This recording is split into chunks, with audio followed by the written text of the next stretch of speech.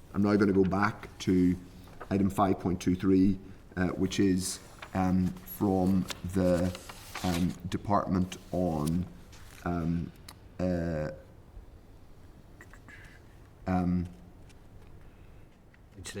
legislation. My apologies. I was just doing that thing where you try and read an item while talking. Thank you very much, Paul.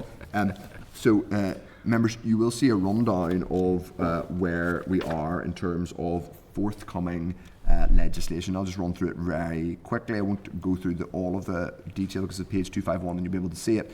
The General Registry Bill, they say the time frame should enable us to introduce it, the department to introduce it by March 2025. On the Marriage and Civil Partnership Bill, their current target is to introduce the bill in June 2025.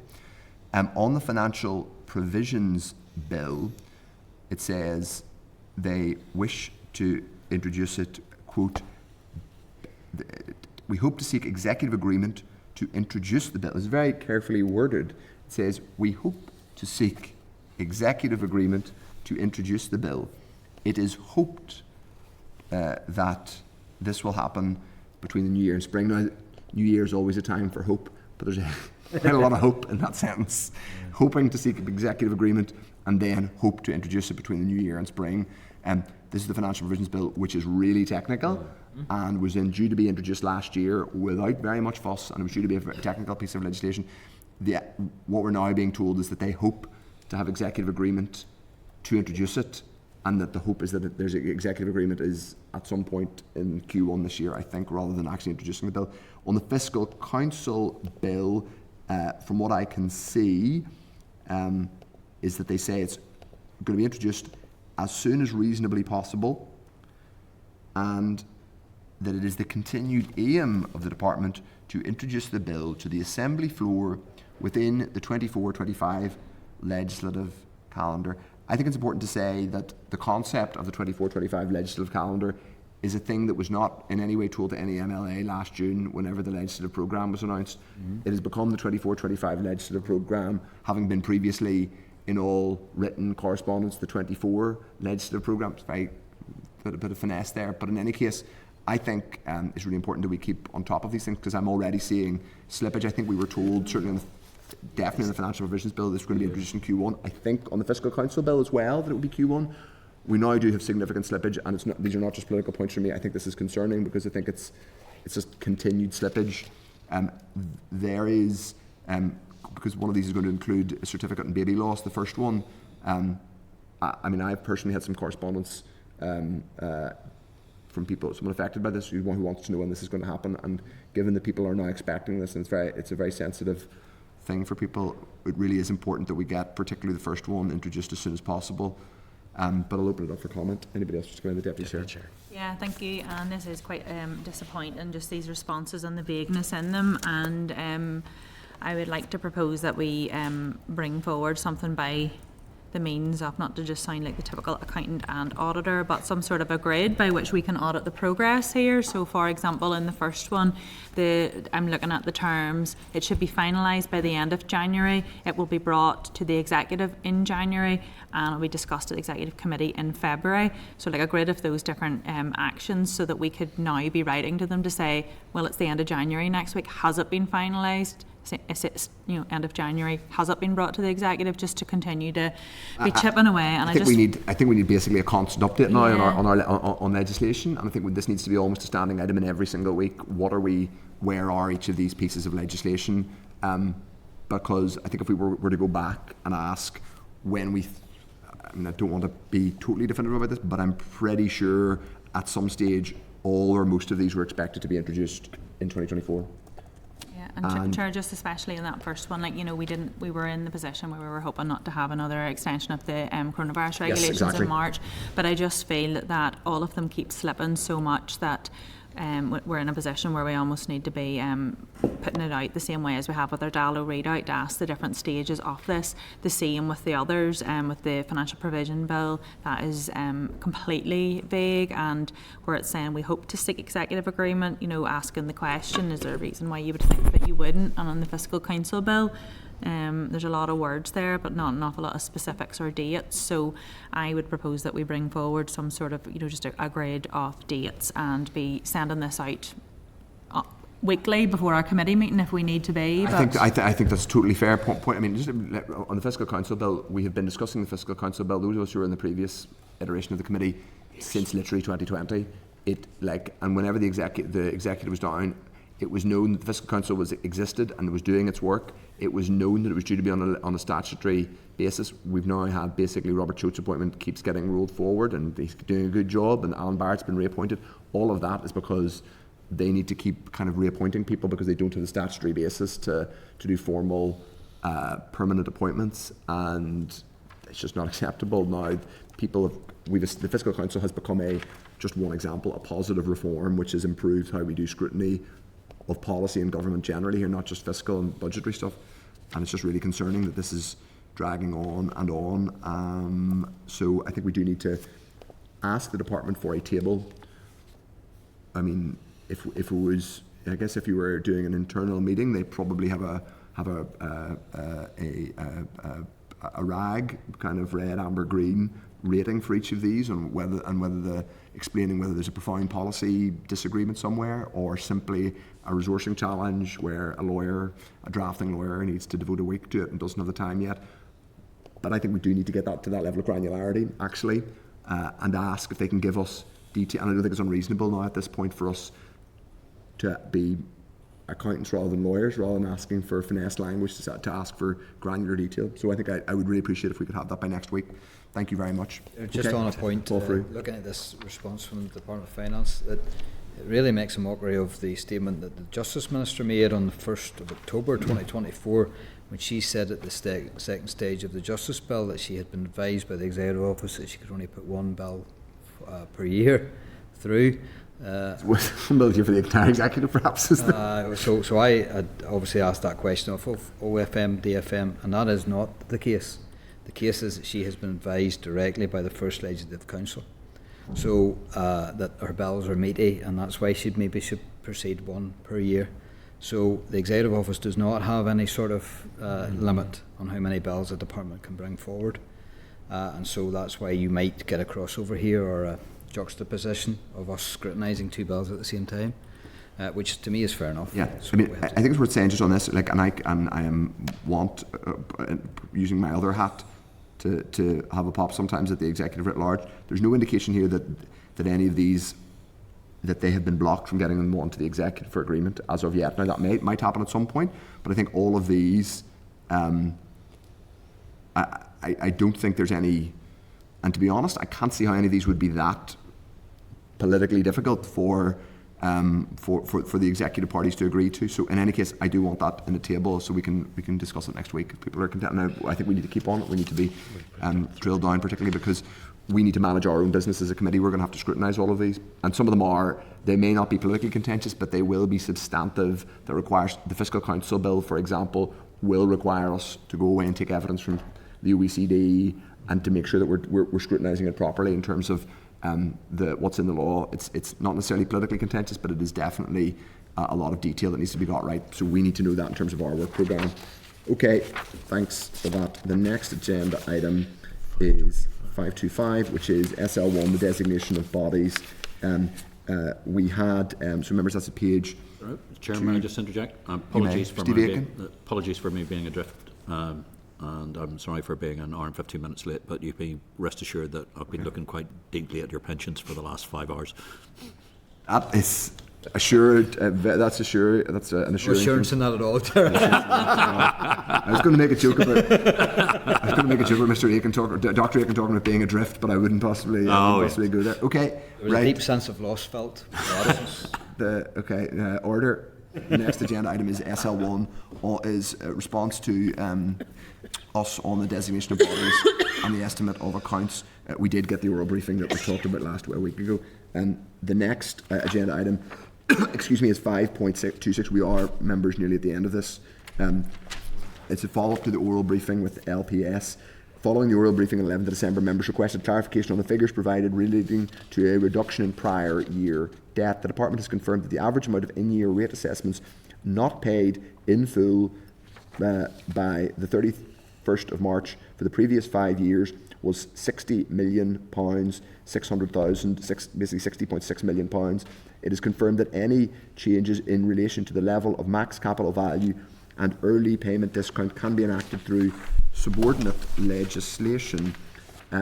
Finally, a 10-year cycle is defined as the Minister's wish to ensure that within a 10-year period, every single rate support measure is cycled through a review process, quote, ensuring each policy is strategically evaluated and assessed.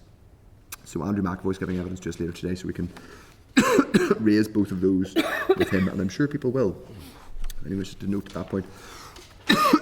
Okay, members, now we are going to take evidence. We're ready, I think, for some oral evidence after all those matters arising in correspondence. So this is agenda item 6. It's the outturn and forecast outturn for November and December 24. We're getting an oral briefing from the department. The outturn and forecast outturn December data is at page 323 of the meeting pack. The outturn and forecast outturn December data is at page 366 of the meeting pack. And it's worth saying, obviously, part of why we're getting more regular updates on this is because of the intervention of the Deputy Chair, and I think that shows the value of having people with professional expertise on committees, but also using our committees to request information and being proactive rather than passive in terms of what we receive. So this standing item would normally be considered as a written briefing, but we did agree to schedule an oral briefing on the outturn and forecast outturn when the October monitoring round allocations were clear. And part of why that's useful is obviously this will give us this is helpful in terms of our preloading our scrutiny on the SSEs and the budget bill, because we'll be able to get a sense of where the budget position is now and going forward. So welcome to the meeting, Marianne Smith, who's head of Central Expenditure Division, and Chris Farmer, who's head of in-year monitoring. So Marianne and or Chris, feel free to make an opening statement. Members indicate if you wish to ask a question. Okay, thank you, Chair. So I'll keep my opening remarks short. The committee have received the forecast and outturn and forecast outturn on the 16th of January. It relates to the December position, which preceded the January monitoring round. You may ask you a question about January monitoring too. I can imagine you'd be. Okay. I will do my best, Chair. In summary, departments reported a resource DEL overcommitment in December of 79.3 million and a capital DEL overcommitment of 44.5 million. Ring-fenced resource was reported as having an underspend. The Executive then agreed the January monitoring round on the 16th of January. Demand once again outstripped the funding available many times over, with almost 6 times as many bids for day-to-day funding and over 3 times as many bids for capital. In summary, the Executive received resource bids of 89 million and capital bids of 172.6 million in the January monitoring round.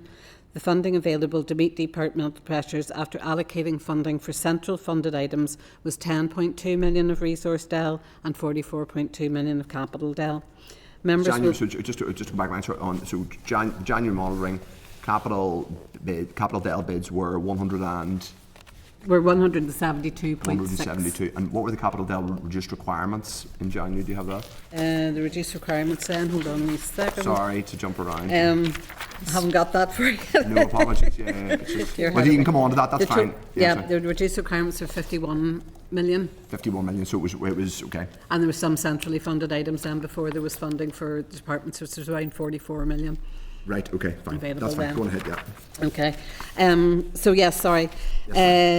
Yes, so there was 10.2 million available resource DEL and 44.2 million of capital, which, as I say, was from the 53 or 51 originally, less some central items.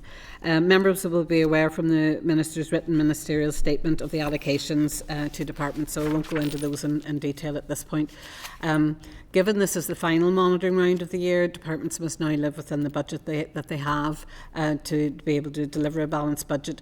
The earlier forecast outturn figures, which I touched on, highlight the positive steps departments have taken both individually and collectively to reduce the level of overcommitments. So Chris and I are happy to take any questions. Okay, thank you.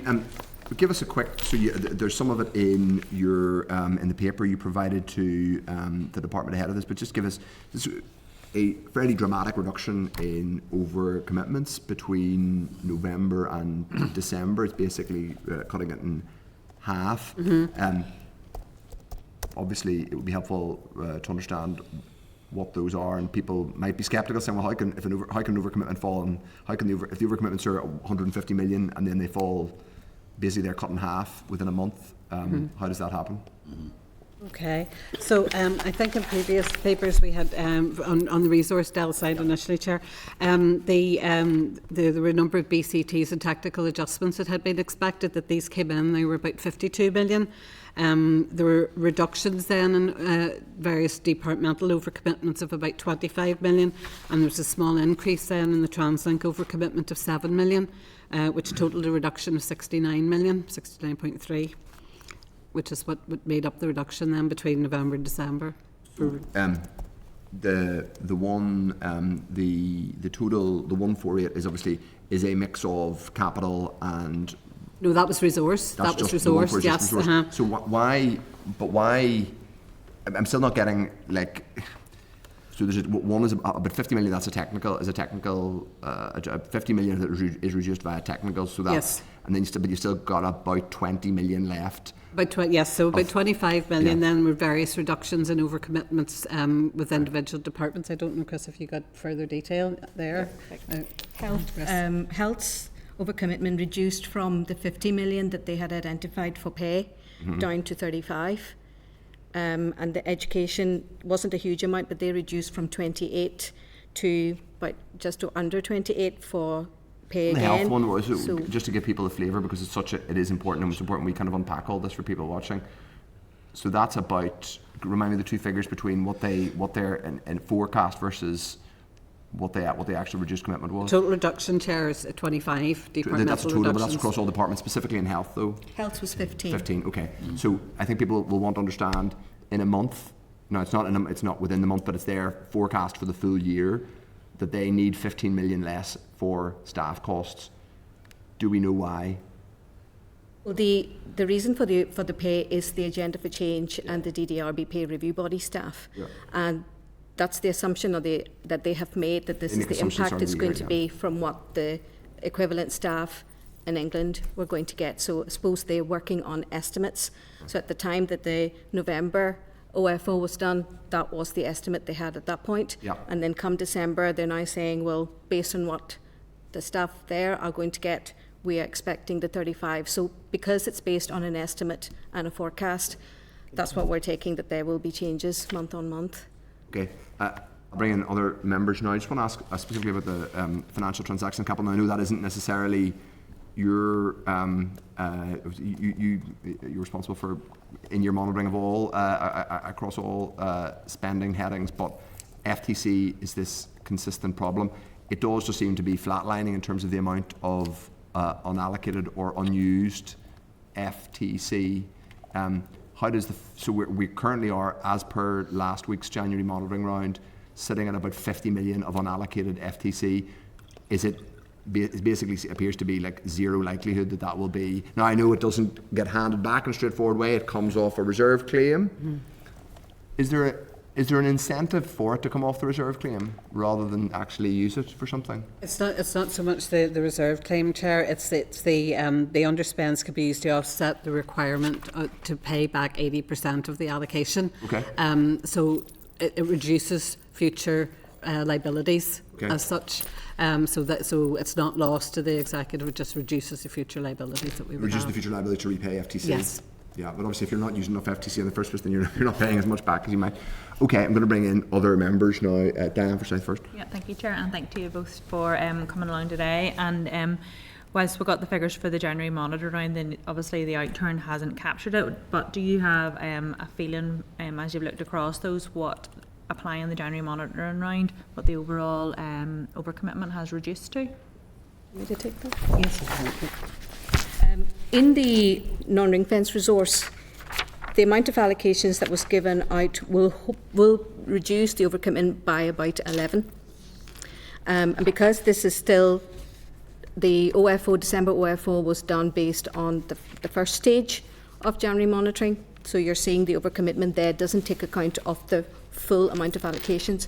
So come January OFO, then that will capture the full amount of January monitoring allocation. So that will change the monitoring position, and that will then compare correctly with whatever departments then say what their January forecast is going to be. So January OFO will then have the complete picture of what January monitoring outcome turned out to be, and the same with capital as well. So capital, again, the amount of allocations would by 22 million roughly will offset the overcommitments. Thank you very much. And does the current position January monitoring rounds and overcommitments take account of the proposed Northern Ireland Civil Service pay rise? The overcommitments. Sorry, can you repeat that? So the figures that we have for 24-25, the overcommitments and the application of the figures coming forward, do they include the provision for the proposal of the Finance Minister of the Northern Ireland Civil Service pay rise that was announced yesterday? Yeah, so in 24-25 and in 25-26 there was an assumption in the information gathering exercise that departments would subsume 3% plus progression. So then obviously it was noted that other public servants were getting larger pay rises than potentially the next civil servants. So there was 26 million put aside in the draft budget for 25-26 then to address that issue, and that will then obviously be given out appropriately to departments once the pay award would be agreed, to then fund either in final budget or in the year monitoring to fund the difference. Oh, that's good to know. Just to be clear that when we're looking at the 24-25 and our route to balance in this year's budget, that has already been accounted for. And I just was wondering if you had any update on just the plan for reaching break even for each of the departments and how that's going. In 24-25, yeah. So obviously this is the final monitoring round of the year. The Minister was obviously very clear with her colleagues, very grateful obviously that everybody's working very closely together to deliver a balanced budget, and she obviously spoke to them about the potential risk of the repayment of the 559 from the restoration package, and also money coming off 25-26, so that risk to mitigate would obviously we need to deliver a balanced budget, and assurances were given by her executive colleagues that they would deliver. So we seem to be going in the right direction. And indeed I think we've come down from 700 million in June monitoring to 79 million now, and then June monitoring or January monitoring after that. Yeah, thank you, and just thanks again for the way the information's provided there, in particular Annex A, page 357 of our pack. It sets out really clearly the movement, so it explains it, I feel very well to us, so that we can see the movement month on month, and I look forward to seeing the next outturn where we can take account of the full monitoring, because I think that's the most important position to take, rather than be looking too much at the past figures. Thanks very much. Thank you, Chair. Okay, Jerry Carroll wants to come in. Jerry. Thanks, Chair, and thanks the officials presenting. I missed some of the Chair's questions at the start, so apologies if it was already asked and answered. We're just looking at the underspend of, I think, with two figures of 395. Another figure shows 440 million underspend. So I think that's yeah, I just try to get a bit of clarity on why that is and where that figure comes from. If you could just expand upon that. Okay, so this is in the ring-fenced resource style, so there is an underspend of about 392 million is in my head. So this is made up of the two areas, obviously the non-cash cost of depreciation and impairment. I think it's about 137 million. Of an overspend at that stage, and then offset then there's a student loan underspend of about 392 million, which is I think we've discussed before, due to the fact that the fees in England are greater and we get a greater Barnett share than we actually need here. In terms of the ring-fenced Ardell then, following on from OFO on the depreciation and impairment side, in January monitoring through the Westminster supplementary estimate process, we received funding of 144 million, which obviously then can address that potential overspend at OFO time. So that position has changed, obviously, post-January monitoring. No, thanks. And I've asked this before about the student loan underspend. what's the rules on that being reallocated? I think it was told it can't be previously, so I just want to ask that again. And sorry, the depreciation figure of 137 million, I think it was stated, is that there was an expectation of the value of something to depreciate greater than it actually did, and if so, is that multiple figures? Is that one particular estimation, or as best as you can you maybe just talk about that and maybe explain it a bit more? On the student loan side, that funding is ring fenced for student loans, so it's not used, it needs to go back. And then on the depreciation and impairment side, that will be an overall figure from all of the departments. Okay, there's not one thing. Okay. Yeah. And so I just on that, so I think I've asked this before, apologies, don't have the answer in front of me, but I appreciate Treasurer saying that's ring fence, but what would happen if a department spent that 300 odd million on something else? I mean, what would happen?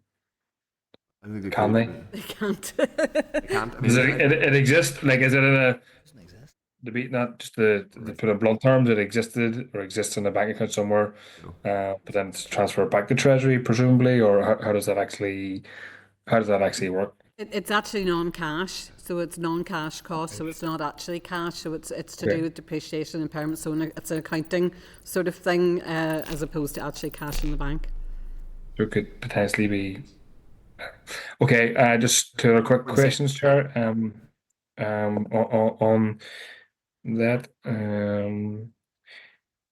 because I've asked before about the money's overspend. I mean, that doesn't really happen in any regular sense. I mean, is that because of the restrictions and the kind of oversight of the Treasury? If you can comment on that generally. And just one final question is on the Home Office. There was a figure of, bear with me 1 second, 6.8 million. It's a budget cover transfer. Presumably that's just a passing of money on. Do you have any detail of it? It was from the Home Office, what that's for? If you could shed some light on that, that would be helpful as well. Thanks.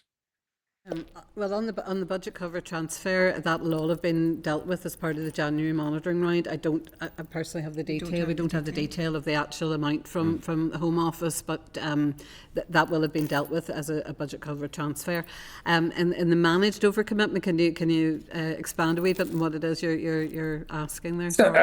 I think there's quite often, in a general sense, a overfocus on managing budgets and living within means. And my sense is to kind of, in a general sense, to satisfy and please the Treasury. So what I'm trying to get at is I think there should be more of a focus on managed overspends where necessary and required to meet the needs of the public. So maybe it's something you can't answer, but I just thought I'd raise it because I think it's in relation to what we're generally talking about. I think in fairness, just totally reasonable for you to put that a political point on the record. The officials might want to answer on the technical reasons why there are legal constraints in how money is spent, but obviously not for you to make speculate on why political decisions are or aren't made. But anyway, go on ahead. No, well, to address the question, obviously you have the budget bill and the estimates which are voted on, so that gives you your voted ability to spend money, and you can't then overcommit or overspend on that. Without consequences, shall we say? Yeah, no problem. Thanks, Ed. Philip Brett is next. Thank you, Chair, and thank you very much for your reports. They were very, very useful. So now the January monitoring round has been completed, how confident are you that each department will live within its means? So the January monitoring round is the last monitoring round of the year. So departments then have given the Minister, executive colleagues have given the Minister their assurances that they will live within budget this year. Each executive minister has given a clear commitment to the finance minister stating that they will live. They've given her assurances, yes, that they will. And is that the first time that that's ever happened before? I couldn't comment. Right. And is that because they're aware the finance minister made clear to executive colleagues the repercussions or potential impact that an overspend would have? Yes, she has obviously done that. Yes, the repayment of the 559 and also coming off 25-26, which would obviously make difficult And just decision. as not overspend given the requirements of the restoration package, also for MLAs, I'm sure underspend by departments would also be equally unforgivable. So there's just a few that were flagged within here. So I see that DERA, in terms of a £2 million underspend in capital, a reduced within justice of 2 million capital for PSNI, or 2.3 actually on the PSNI front. Is the Minister confident that those the departments actually won't underspend within their capital budget, particularly this year? Capital, there were actually 172.6 million of bids in January monitoring and only 44 million to give out. So there's plenty of need still out there, you know. So no, of course there's still need out there, but these are going to be kept within the departments now. There's no future opportunity for them to transfer. There still is opportunity for them to surrender and transfer. There may be if executive colleagues agreed to do that. And that would be done under what process? I presume the Minister would write to executive colleagues. I think in the monitoring round, some of them have already said if there is money coming available, we'd like to obviously avail of it. So is that correct in that then that the Finance Minister in her statement to the House last week said that the executive position was that should capital funding become available, that the position of the executive is that the first 22, not saying that that will be that amount, but the first 22 million of that would be earmarked for the Department for Communities for the Social Housing Development Programme and Disabled Grant Allocation. Was it that and infrastructure? I think in equal portions, that if there was funding amount that it could be done, it would be done by writing round executive colleagues if they were in agreement. I just wanted to pick up on finally on the point that the Vice Chair made in relation to the civil service pay or potential civil service pay award. So are you saying in the 24-25 budget each department allocated 3% within that to meet that? Yeah. Yeah. And then there has been £26 million held in the centre in case it was over that 3%? So in both 24-25 and 25-26, okay. There was 3% plus progression. Was the planning assumption the department used for next pay, and obviously because then the wider public sector seemed to be receiving more than that 3%. 26 million was set aside in the draft budget for negotiations around pay settlement. And when you're adding up those 3% that have been held by the department plus the 26, does that reach I think it was 150? Am I right in the Minister's statement to say that she believed that the pay award that the pay offer that she's made, that was 150 million? She obviously made the pay offer, and that's to be agreed. So once the pay offer is agreed, whatever that comes out as, that money's been set aside to the money that's been that. set aside, the 226 millions plus the 3% will cover 100. Will all add up to 150 million. I haven't done that calculation. Fair enough.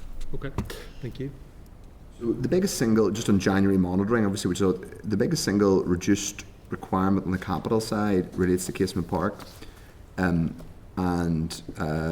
I'm right, I think in budget 24-25, 15 million was allocated to both the sub-regional stadia programme and Casement Park, so that's 15.15. But then in the January monitoring, the Northern Ireland Football Fund, basically sub-regional and Casement Park collectively have a reduced requirement of 13.6. That is simply because this money was allocated but has not been spent, and I suppose the question is, is that definitely going to be rolled over next year? People want to know that money is definitely going to be reallocated and it's not going to be lost to those particular projects. I think that the reduced requirement for casement came from the fact that when the funding was given out, it was given out for the build expected to be for the Euros. So now that they have changed, and I think what we've received from the communities minister is that they're going to be bringing forward the proposals to and update the cost estimate, because now the stadium is going to be built, at smaller cost that's envisaged for the Euro. So that explains the underspend. But like with they said they're bringing forward to the department. They told you that you're expecting an updated cost estimate from them. Yes, Yeah. we are expected. I think they go through supply department, and Yes. that's how You we know when were they're then expecting that? told. Is there an update on when you're actually expecting that? That would be the supply side. We wouldn't have that information, Chair. Fine. But I think they've bid for 26 million in the 25-26 budget. Now, obviously, it'll be for the Minister then, now that he's been given his draft Both budget. casement and sub-regional, or casement and NI football fund together? You don't need to check. Okay, Not that's t- fine. Sorry, don't have Fine. that detail in my head. Okay, that's helpful. Any other members wish to come in?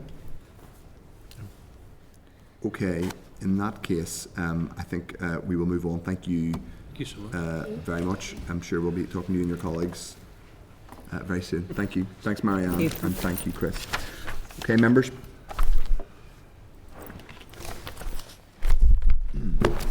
So,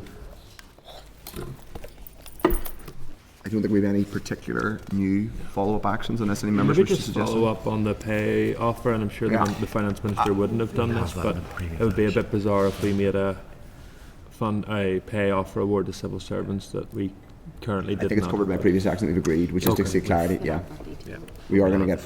We do want to see chapter and verse on that. Yeah. Okay. So we're now going to talk about agenda item 7, which is the regional rates, Order Northern Ireland 2025, the rates exemption for the rural ATM regulations, and the rates temporary abatement back to business scheme. So members, at page 407 of the meeting pack is a clerk's cover memo to provide background and context. Page 409 is the Hansard transcript of the previous oral briefing and ratings policy, and page 433 of the meeting pack is a copy of the Ministerial Statement on Rating Policy Strategic Roadmap. During today's meeting and over the coming weeks, the committee will be considering items of subordinate legislation relating to ratings policy, as well as the 3 proposed rules in today's pack. We've been notified of a further 3 rules coming to committee in the forthcoming weeks. The Director of Rating Policy will attend today's meeting to answer any questions members may have. A page, as well as on the strategic review, as well as the subordinate legislation. At page 444 of the meeting pack, members see a clerk's memo and supporting departmental correspondence relating to proposed statutory rules set out in legislation on the amount of the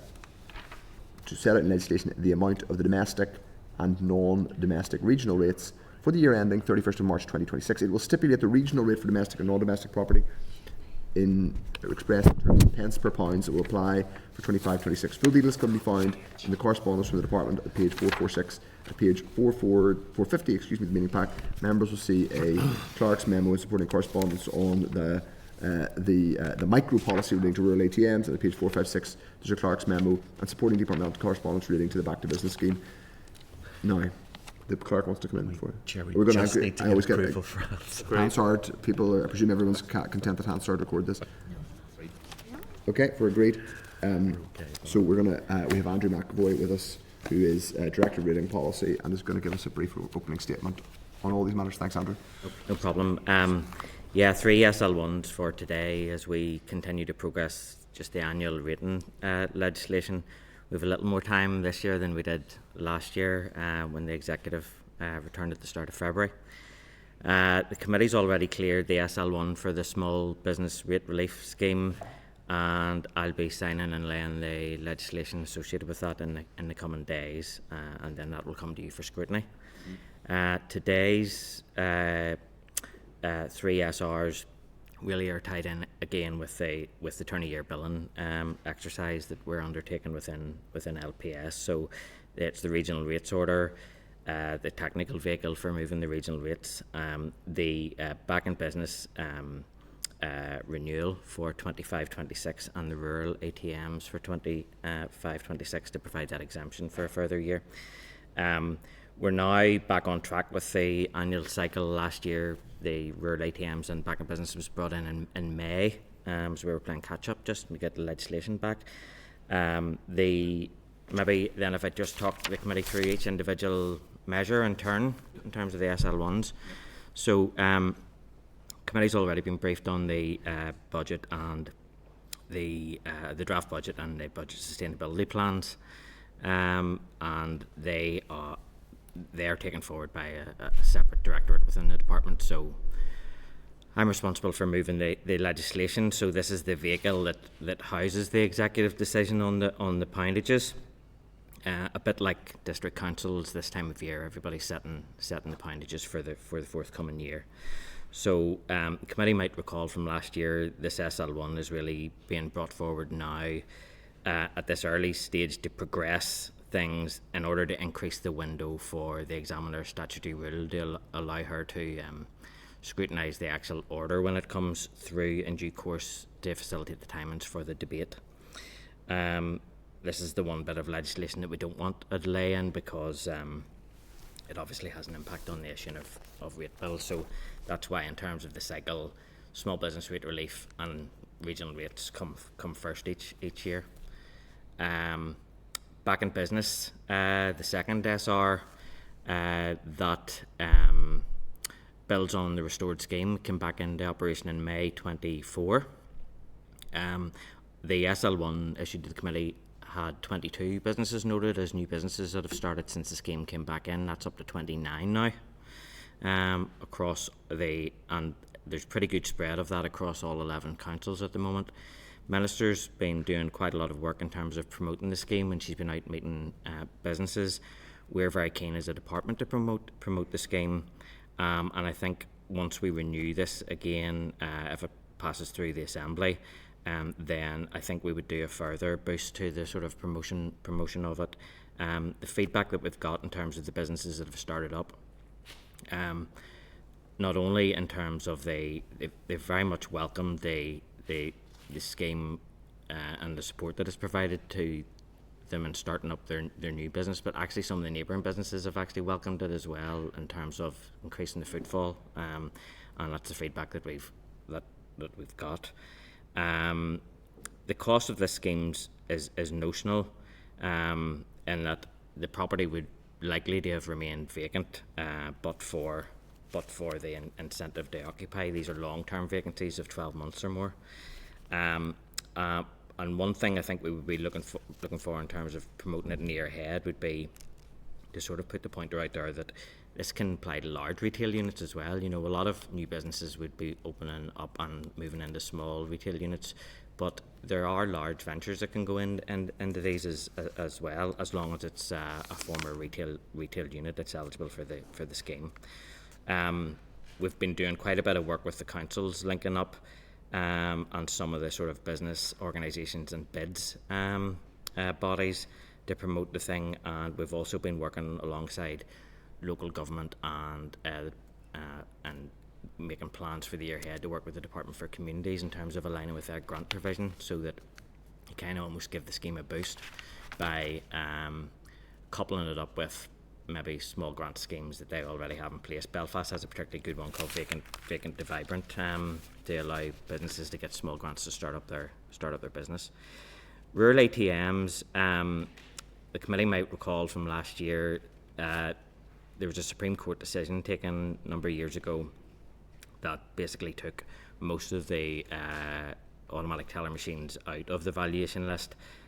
There's only 180 ATMs across Northern Ireland now that are valued separately and are in the list.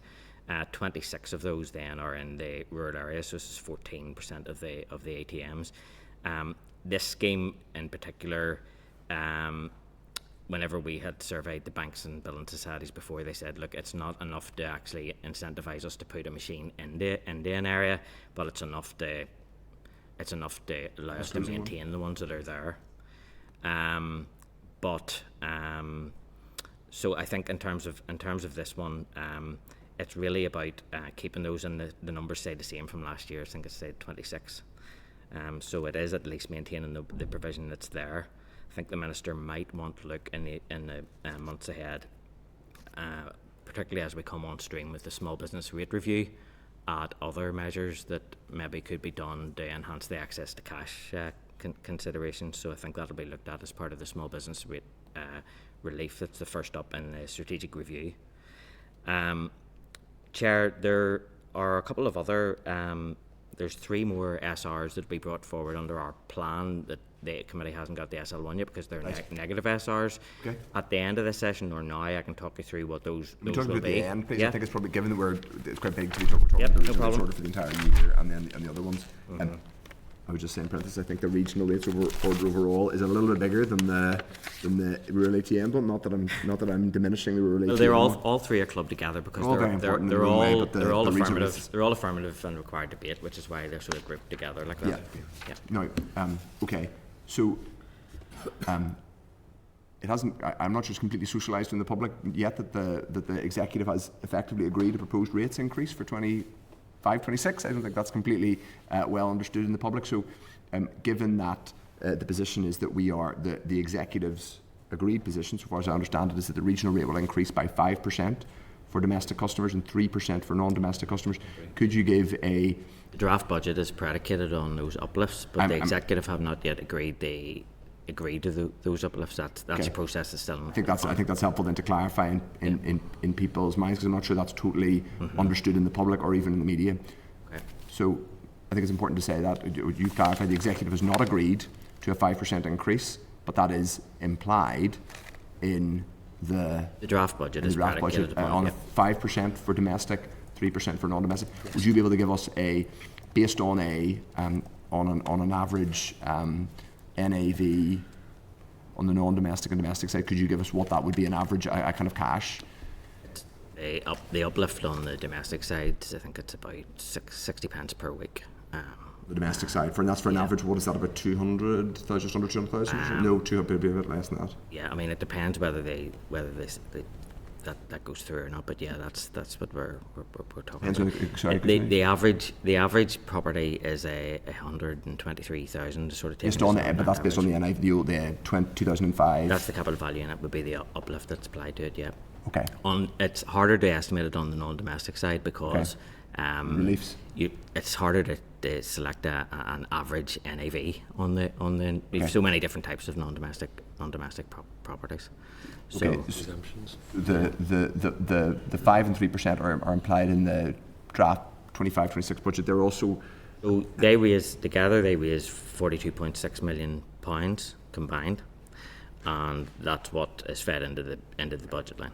Is that 42.6 is that included in the budget sustainability plan too? It's informed by the budget sustainability plan. Right. Yeah. So effectively, the only role that I have in this is in moving the legislation through once that's decided. I'm aware you're not. Yeah. You're not the one who's agreeing to that being the number, and you're. Well, it is a very difficult balance. Yeah. Sure. Okay. That is useful. And in relation to the strategic roadmap, at the minute, there is a process. Tell me if this is wrong. There's a process to review on an ongoing basis the rating policy framework, but there's no specific proposal before the executive, or even in draft form, to substantively change the rating system in the way that it had been mooted a few months ago by reforming the domestic cap. There's no extant proposal live or before the executive. There's nothing before the executive at the moment. The minister's laid out what she's going to do in terms of the sort of strategic roadmap for the rating system, and is working through that process. So the first stage in that will be in the next few days. We're launching the consultation on the cap and the EPD. Domestic cap. The domestic cap, yeah, and on the. In terms of the work ahead for 25-26, we will be, first of all, there's a phase of work on cost doing business research that's been undertaken by colleagues in Strategic Policy Division. With the Ulster University? With the Ulster University, yep. So Gareth Hetherington and Karen Bonner and UEPC are taking that forward.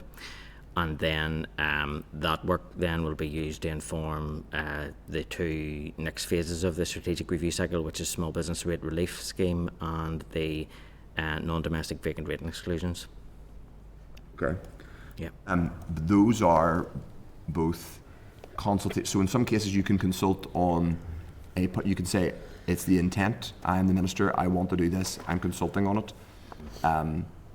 Or you can say, I might do this in the future and I'd like your ideas, and obviously a consultation can mean a number of different things. Am I right in saying it's more the latter than the former, i.e. this is not agreed executive or even ministerial policy, these are potential things that might happen in the future, and she's getting a wide range of views on them? In terms of what she plans for example, the small business rate relief scheme, so once we hit April, there will be a consultation element to that, but we want to drive it a bit deeper than what the consultation process would normally give us. And I think probably what we want to do as well is bring in almost like critical friend function into that, to sort of double check our thinking whenever that comes through. But primarily for that, I mean, what we want to do with all these supports is to sort of break them down completely, look who at the cohort of ratepayers that's getting support through them at present, look at where the cost falls, the distribution across the 11 councils, and then pair that up with the executive's priorities and look and see, are they still fit for purpose? Are they still doing what they were intended to do? You know, is there any way that they could be targeted better? So I think the problem with the approach that's been taken in the past, where you go out to look at, say, for example, the whole business rate system or the whole domestic rate system, or the whole rating system in its entirety, is that there continues to be policies that are then left behind and are never subject to any sort of a review cycle. And we want to make the best use of any resource that we have or any support spend that we undertake as a department. Okay. So, but if I'm understanding, in terms of, correct me if this is wrong, this sounds very much like looking to see how, so the desired outcome or the aim that outcome is refinements to how the rating system works, rather than substantive policy intent to either to raise revenue or to massively reduce the burden on one particular area of business. So, you know, you might look at our rating system and think, well, the two obvious things we've talked about since we've come back are, one, either raising substantially more revenue to help to invest in public services, and two, specifically easing the rates burden on one area of small business, hospitality, because we have made the judgment that we basically levy too much tax, and they also face competition, particularly if you're in dairy, you face competition from Donegal or whatever, because the lower rates VAT burden in there, certainly the lower VAT burden. It doesn't sound like there's a specific policy intent along the lines of either of those at the minute. Now, maybe there is in the future, but not at the minute. The Minister in her statement talked about the three levers that she wants to use within the sort of work that's going forward. There's tax-based growth, which does bring, there's one of two outcomes with taking a tax-based growth approach. The first is that you increase the amount of revenue that's created through a system, and if you grow to enough of an extent, you can actually, you know, start to lower the burden on the ratepayers that are in the system at the moment. So that sort of answers the bit about the revenue increase angle. In terms of them, it doesn't answer. It just says that it's one answer to it. That doesn't. It's one. No, it doesn't. It doesn't. Not the comprehensive answer to everything to do with increasing revenue, but that is the sort of where we're coming from in terms of using the rating system to increase revenue. In terms of then the other two levers, the first is looking obviously at the support that's provided at the moment in the system. And what you would be wanting to do with that is really, again, look at reprofiling it and making sure that it's targeted to the right people. Now, if that results in saving, it could potentially increase the revenue, or the decision might be taken by the executive to recycle that money in and target it towards other people within the rating system. So, again, it just depends on the outworkings of the decision. And then third lever that she wants to progress the sort of her strategic approach to rating through is the administration of the system, which is obviously making sure that the right support goes to the right people at the right time, that if people are entitled to support, that the uptake is implemented. So again, that can the converse of that is if a charitable exemption, for example, is provided on a property, that's monitored and reviewed to make sure that it's taken off as well. You know, important to say, and you've described it very well, Andrew, and you always give us very comprehensive and informative evidence. But you just described levers, which there's no indication that she's going to pull any of those levers or when she might decide to pull those levers. It's a bit like me saying, I have a car in front of me which has an accelerator and a steering wheel and a gear stick. It doesn't say I'm going to use any of them, but I'm just describing the vehicle that I'm driving. So there's no indication that she's going to make any of those decisions or when. Well, to follow through on your analogy, she's built the car. You know, the car's already there. She's built the vehicle in terms of how she is going to approach the system. But I mean, in terms of the decision making and how that sort of progresses, as we laid out the last time we were here, the level of and the degree of the decision making that's taken on board is sort of, it's largely outside of the minister's hands. It's an executive decision. She's on the executive. I mean, I wouldn't say that's she's on the executive. But I'm referring to in terms of her taking forward decisions in isolation. You know, to make any change through the rating system needs executive support. Yeah, fair enough. But that's true. It's statutory changes. She could. I mean, but she has already said that she was minded to do the change, the domestic cap, but only after consultation. Yeah. But only after consultation. So the status of that, in October she said lots of people reported that this was going to happen, but at the minute the current position is the only status of that is that a minister has indicated that at some point in the future that may come to the executive. Okay, I don't think we have any clarity, and it's not a criticism of you, Andrew. I still don't have any particular clarity on when we're going to have any major decision on rating policy other than the regional rates order that we have in front of us, but I'll bring in others. First is the Deputy Chair, Diane Forsyth. Chair, and thank you, Andrew, for being back with us today. So the Finance Minister has brought forward proposals to increase rates by 5% for households and 3% for businesses. So I want to ask, were those numbers consulted on? There's no consultation that's undertaken in relation to regional rate increases. They're set on the basis of expenditure need. That being said, in terms of the non-domestic side of the equation, there have been sustained and significant representations from the business sector since the Chancellor's autumn statement, which is outside of the control of our department, but in terms of the impact that has had on them, which is why there's a variation between the two levels of uplift. Yeah. The business sector's feedback has meant that that's the reason why it's lower than the household increase, yeah? Yeah, that's why it's lower, yeah. Okay, and were there any other options considered in terms of the percentage increases to be applied? Again, I'm not cited on the full range. I haven't been involved in the sort of budget sustainability work, but I can only assume that there were a range of different uplifts and considered in relation to that. Yeah, no, it would have been interesting to know what all had been considered in terms of the increase, because obviously this one's just the one set in front of us. Yeah. You've referenced £42.6 million being the additional revenue that this has been expected to drive. Is that assuming 100% collectability? Any regional rate increase will always assume that. So the way that it works is when the district councils and the executive set the pointages, the income that's forecast on that is treated as though that's almost in the bank account at that point. So, for example, it's only at the end of the process, if money hasn't been collected or has to be written off, that it actually scores against and comes off then. So it's assumed as being in and available to spend in the accounts. Yeah. Okay, thank you. So just this year they're talking about 93% collectability, so just to apply that would take it down to potential 39.6 extra revenue raised if this were in place. I just wanted to ask in terms of this, and I know you're in the policy and the rates piece, but it's, you know, it would be remiss not to mention the fact that we've got £115 million of prior year uncollected rates debt as at the end of December. Has there been any assessment of levels of affordability in this? Because I'm just quite concerned. We've come out of a number of years of a rates freeze. Last year we had 4% increase, to now have a further increase of 5% on households and a further increase of 3% on businesses, when you've already got a high level of uncollected prior year debt.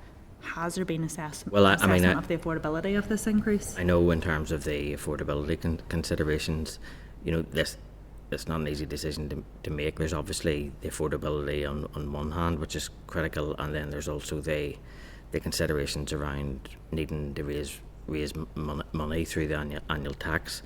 In terms of the affordability, what I would say is, on the domestic side of the rating system, there are significant mitigations in relation to the low income rate relief, the rate rebate scheme, the housing benefit for rates that apply. Obviously, for people that aren't entitled to those, then they're exposed to the uplift in full. But there are safeguards within the system for those that have issues with payment. On the business rate side, I think 70% of all business occupiers get some form of support through the system at the moment. 75% if you include the vacant rating within that. Thank you, and just concerned as to the increase, as to the squeezed middle. Oh, as always, you cite a lot of those reliefs, but for those that just fall short of getting any of these particular reliefs, just fall short of the benefits system. I understand, yeah. This is where I am really concerned this affordability is going to hit here. With regard to the rural ATMs, very much welcome that, representing a rural constituency on the back and business scheme. And again, it is really good to see that the efforts being put in and the regionality of the balance of that. And had some questions into the Minister on that, and do really welcome the roll forward of that. And I'll be keen to hear about the other SRs, because there's a couple of questions on those, but we'll come no to problem. those. Yeah. Sure, yeah, we will. I think that's right. Yeah, so we'll come to the other SRs later on. The next person is Nicola Brogan. Thank you, Chair. And Andrew, thank you for your briefing there. I just have a couple of quick questions on the actual SLs. And as Diane just touched upon there, the back to business scheme. You outlined there in your opening remarks some of the benefits that this scheme has had for businesses, in fact, for like neighbouring businesses as well, not just those that are able to actually make use of the scheme, but I suppose that increased footfall is a benefit to others as well. Can you maybe outline or identify potential issues you would see if we weren't to extend this here SL1, so this back to business scheme would continue for another year? Well, in terms of this scheme, there has been a history of it. As the scheme beds in, stays in for a longer period of time, people get to know about it. The uptake does lift. And I think it's just as word starts to spread amongst the business community that there's opportunities here with regards to it. So I do think it's only really been in for less than a year as we speak. But some of the businesses that have sort of been up and running from it are seem to be doing very, very well. In terms of the surrounding businesses, I've been keeping a keen eye on the sort of footfall figures particularly around Belfast, and at Christmas time, there's sort of a mixed bag. Like the Castlecourt there had their footfall up, but some of the other parts of the city centre it was down. So it's part of our sort of initiative within the rating system. There's limited things that you can do within the rating system. It's relatively crude in terms of trying to sort of incentivise activity and things like that, but this is the one that does seem to work well. And it's been copied in all other parts of it's copied in England, Scotland and Wales since we introduced it here first in 2011. So no, it's working quite well, but I think it needs time to bed in still. Andrew, what has the uptake been like since May? Do you have any figures there? And have you noticed any trends across the north, as in like different council areas? Is there any disparity there between council areas? Is there any areas is the more businesses are being able to get the benefits of this, or have you any facts on that?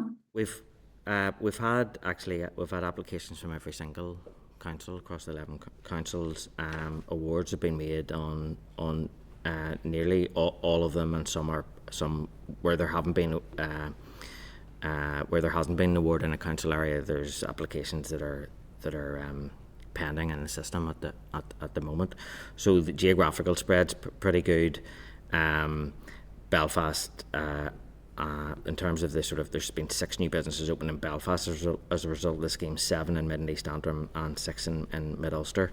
So I think what we're trying to do is get around all the councils and try to push the promotion of the scheme now once we get it renewed, if the Assembly agrees to it. Yeah, I was just going to ask, and actually, are you liaising with councils to promote it? And actually, what exactly is the department doing to promote the scheme? So, ministers obviously around visiting different business organisations. Just before Christmas, we were in ABC Council with their business partnership alliance, promoting schemes through that. But I think we've more or less hit every council area now in terms of sort of meeting with them and trying to sort of boost it. Where I'm particularly keen to sort of work on the promotion of the scheme is to sort of build on the model that we have got going with Belfast City Council. So they've done the Vacant to Vibrant scheme, which is a sort of small grant scheme to allow businesses to sort of fit out and frontages, get support with fit out and frontages. And where they've tried to couple it in is where they've said if you're coming in and you're using the Vacant to Vibrant scheme and you're moving into a unit that has been unoccupied for 12 months or more, then you'll also be entitled to this. So it's a whole package to startup businesses, and I think that's the bit that we've had some discussions with DFC after Christmas at official level, and I think we're going to try to sort of promote that across the 2 departments. Be writing to the Minister on that soon. Just finally, Andrew, on the rates exemption for ATMs in rural areas, obviously it's very welcome for me as well, representing the rural area, and I'll be happy to support the extension of it. But just, can you tell me, is there anything else that can be done from a rating system to help with access to cash, and like in rural areas in particular? Well, the Small Business Rate Relief Scheme at the moment already has a bracket that's enhanced for post offices. So post offices are key in terms of access to cash as well. They provide a lot of cash services. So there's already a sort of enhanced version of the Small Business Rate Relief Scheme that applies to post offices. That element of the SBRR scheme then will be looked at in the forthcoming review that's planned to start in 25-26. So we'll be looking at that to see how that's targeted, whether anything more can be done in that space. I met with the National Federation of Sub Postmasters, who sort of made representations in that space following the return of the executive. And I think also what we would be looking at, the Minister's been doing quite a lot of work on the access to cash piece, and that would be something that we would want to examine within that Small Business Rate Relief Review that's coming up. So I think that's the next protocol for trying to sort of promote that end of things through the rating system. Okay, thank you, Chair. Okay, Jerry Carroll. Thanks, Andrew. Thanks, Chair. Andrew, can you remind me how much the Back to Business scheme is in total, please? I just don't have it at hand. In terms of the cost of the scheme? In terms of the cost of the scheme or the recipients? At the moment, well, the cost of this scheme is notional because it assumes that if properties have sat for 12 months or more vacant, the evidence is showing that effectively the odds of those properties becoming occupied again sort of diminishes the longer that it sits. So it's treated as notional cost, but in terms of the amount awarded then for the current cohort of recipients, 29, it's £43,000. So it's a sort of smallish properties that it's applying to at the moment. That's the total. That's total. That's the total figure. Total spend to date. Yeah. Total, Okay. yeah. I assume it was greater, but okay. And kind of connected, Andrew, and something that the Minister stated in her strategic strategic roadmap. There is statement. coffee available in the. I know it doesn't roll off the tongue. in Anderson's time as well as. Is that her aim is to work in a concerted and coordinated way to get property stock back into use or properly redeveloped or repurposed, and you've kind of mentioned words to that effect. I mean, I'm curious about housing as well. I mean, obviously because it's a social question that many of us are inundated with. I've got a PMB trying to look at aspects of housing, but also it's a form of income through rates. So in terms of like vacant properties, and my understanding is there's a distinction between vacant and derelict properties. So I'm not sure if that's your area or you're familiar with it. Talk on that, yeah. But maybe speak to that, and also any work being done to try and ensure that there's penalties put in place, because obviously there's relief to businesses, and in terms of those small reliefs, obviously support them, the big businesses, in terms of industrial day rate and less so. But what aspect is the LPS and the minister looking at penalties or fining or revenue raising in terms of empty properties, or any aspect of encouraging people to come forward to declare whether the property they own is vacant or derelict? So, a couple of things on that then. The rating of empty homes was brought into operation within the rating system in October 2011, and it built on the sample review into affordable housing. So that work was undertaken at the time of the last housing boom, which created a similar situation to what you're talking about, in that there was a squeeze on housing demand in contrast with the level of supply. So what Sir John Sample had said at that point was, look, to try to address this issue, we want to bring in the rating of empty homes, which wasn't in place here, and it needs to come in at the level of 100%. So there's no benefit to, if previously you could have left a property empty and it didn't pay any rates. So the 100% charge is meant to act as an incentive to bring those properties back into use rather than sitting empty. In terms of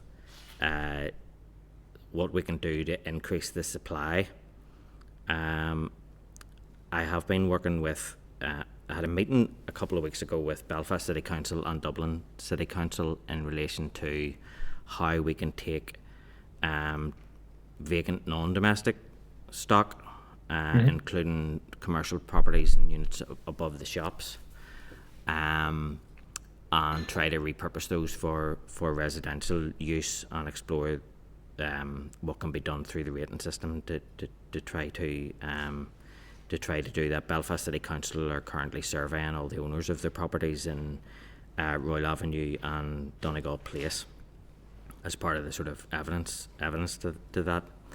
In relation to derelict versus rateable properties, the rating system deals with properties that can be occupied and are deemed to be capable of occupation. Derelict properties at the moment sit outside the remit of the tax, so it's a separate tax system. There was an assembly debate about that prior to Christmas, which maybe would give a bit more details, but I can provide that to you, the member, if that's helpful. Okay, is that okay? Thanks. Sorry, I froze a wee bit. And apologies to the committee. I froze there. But yeah, Andrew, I appreciate you could provide an update on those kind of Belfast City Council, Dublin Council meetings. No problem. I just want final two quick questions, Chair. Is that 100% rating on a vacant property? Yeah. Could that be increased as in a form of, say, for talk's sake, 150% or 200% charge to kind of effectively introduce a tax, a charge on empty properties as well? And as I've submitted some assembly questions on this other point that I'm looking a bit of clarity on, so I'm unsure. If a property is paying rates, it's presumed that it's not vacant, even though a property could be a landlord could be paying rates, but there could be nobody in the property, if that makes sense. So is that the case, or is there more complexity to that? That would be helpful. Thanks. In relation to the 100% charge, yes, we don't have the powers at the moment in the legislation, but Wales have really gone out in front and have trialled the charging more than 100%. I'm keeping a tight eye on that to see how it's going. There was some concerns on the impact on the property market in Wales as a result of that. But my concern isn't so much that, it would be more that if you were to increase the charge beyond the 100%, would be, I think people would just tell you that it was occupied. You know, that's the difficulty with it. So again, I'd like to let the one in Wales bed in a little while before we sort of create a problem for ourselves in terms of a tax that we can't collect fully. In terms of the payment of rates, yes, some landlords will assume responsibility for a property, and they then will tend not to declare a vacancy whenever. But that's, I think, if you are in the sort of landlord sector, your business model dictates that you're wanting to get that property occupied again as quickly as possible. In terms of the other element of it, in terms of I think because the rate and charge is 100% for empty properties, that people will just pay they continue just to pay rates on it and may not notify LPS. It's difficult for us to determine between the two, because the very helpful. Thanks for that, Andrew. Okay. Thank you. Right, okay. Philip Brett. Thank you, Chair, and Andrew, thank you as always. Just two quick questions. In the legislation on the rates exemption for rural ATMs, what's defined as rural? They're actually, it's laid out in statute. Yeah. So it's the rates automatic telling machines designation of rural areas order, Northern Ireland, 2016. You can have this copy, but effectively it was put in place after the wards all changed and after the review of local government. And so if you're in those, if you're in those, wards, then so they're designated in statute as rural, and that's what determines it. And then just in relation to the back in business scheme, so 22 businesses since May have benefited from the scheme? Aye, that was in the SL1, but it's actually 29 now. 29. Yeah, we got the latest data just before coming here today. Very good. And how many then are currently pending in the system? Tell you now. So there's 13 applications in the system that are pending, yeah. Obviously then this one, if agreed by the committee, will be in operation for a full year. Yeah. So hopefully give the department and stakeholders the opportunity to... It gives that bit of continuity to the scheme, yeah. Okay. Perfect, no problem at all. Thank you for both of those. Just, you did touch on this, Andrew, but just to clarify for the purposes of the record, in my understanding, last week we had evidence from representatives of Retail and I, including Chris O'Reilly, who's a postmaster in a retail business, and one of the arguments was that all ATMs effectively, given the commercial pressures facing, for example, small businesses that host them, should basically be rate exempt in the way that the rural, and is that is something that is actively under consideration? It's not under active consideration per se. It's something that could be encompassed within the small business rate relief review. So remind us, is there a point in which that would be? Well, most of the ATMs now aren't rated after that Supreme Court decision, but you've only got 180 that are valued separately. Only 180 ATMs in Northern Ireland that are valued separately. That are valued separately, of which some will already be captured, will be at rates exempt because of the rural ATM exemption. Yeah. So I mean, it's not massive in scope in terms of the amount of properties. So it's something that I think could be captured within the small business rate relief review. And when will that report? When will the small business rate review report? Well, it'll start at the beginning of the 25-26 year.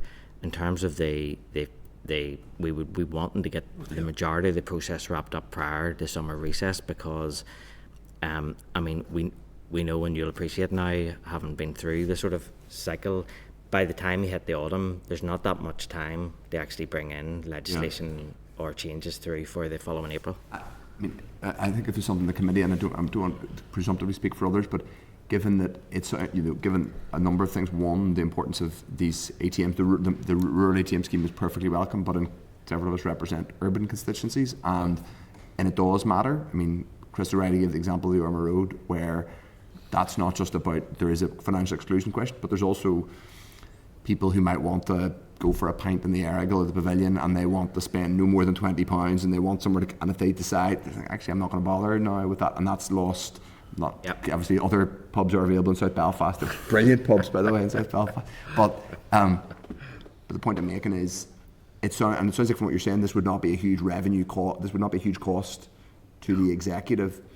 I think, certainly from my perspective, it would be the kind of thing that we would like to see expedited. Okay. And because if in that time, given some of the pressures he was talking about, if in that time you're going to see operators do as he has done, which is literally switch the plug off, and as you switch the plug off, you might end up getting the thing disinstalled, and then that ATM is lost to those environments. So I think the sooner we can hear about that, the better. So I think we would appreciate being kept in touch, given that some of this is, I think, more discreet. Presumably, would be done through secondary legislation. That change.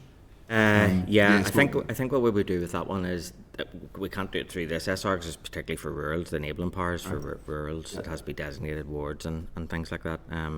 But the small business rate relief scheme has enough scope within it to allow us to provide and provide relief for the others if that was desirable.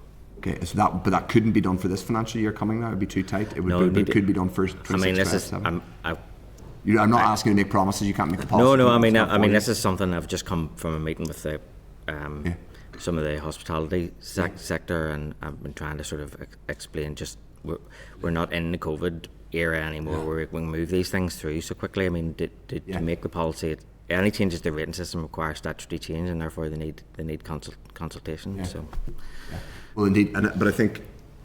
Even if it is small, even an early indication, if the minister's minded and the department can make it happen, even an early indication might help some of those operators of those ATMs. I think coming out of that review, there will be quick wins and there will be things that will take longer. Just because in that, if you leave it, you personally, but if we leave it for a year, you could have, operators just decide, well, it's not commercially worth my while, so I'll just switch the thing off or get it removed. Okay. I just wanted to check if the department held any information on what the average cost or rates liability was of a standalone ATM.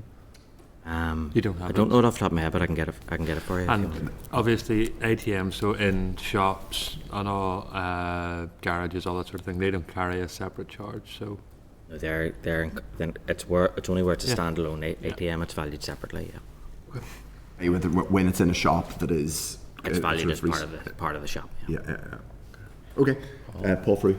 Yeah, just to thank Andrew for his presentation, and the Back in Business scheme is very good. I was involved in a couple of businesses in my own constituency and helped them through it, and I educated myself. And I just can say that very appreciative of the local LPS office. In Ballymena, who helped walk the business through it. It proves to me that it works. Just a quick query. This is a yearly process with regards to SL1, even for the Back in Business scheme. When was it passed last year? We brought it in. It came into operation in May last year. It was to get. I think the executive obviously had just come back, so there was a long list of things that needed to be done. So I had a list. I had noted out the other two, the regional rates itself, and then the exemption for automatic telling machines. I made notes, but I must have lapsed in the concentration and not listed that one down. So it was puzzling as to when that actually came in, because the three weren't packaged together last year. I think it was the Back in Business and the rural ATMs were taken through separately, and the regional rate. It had to be made immediately following executive agreement last year on 29th of February.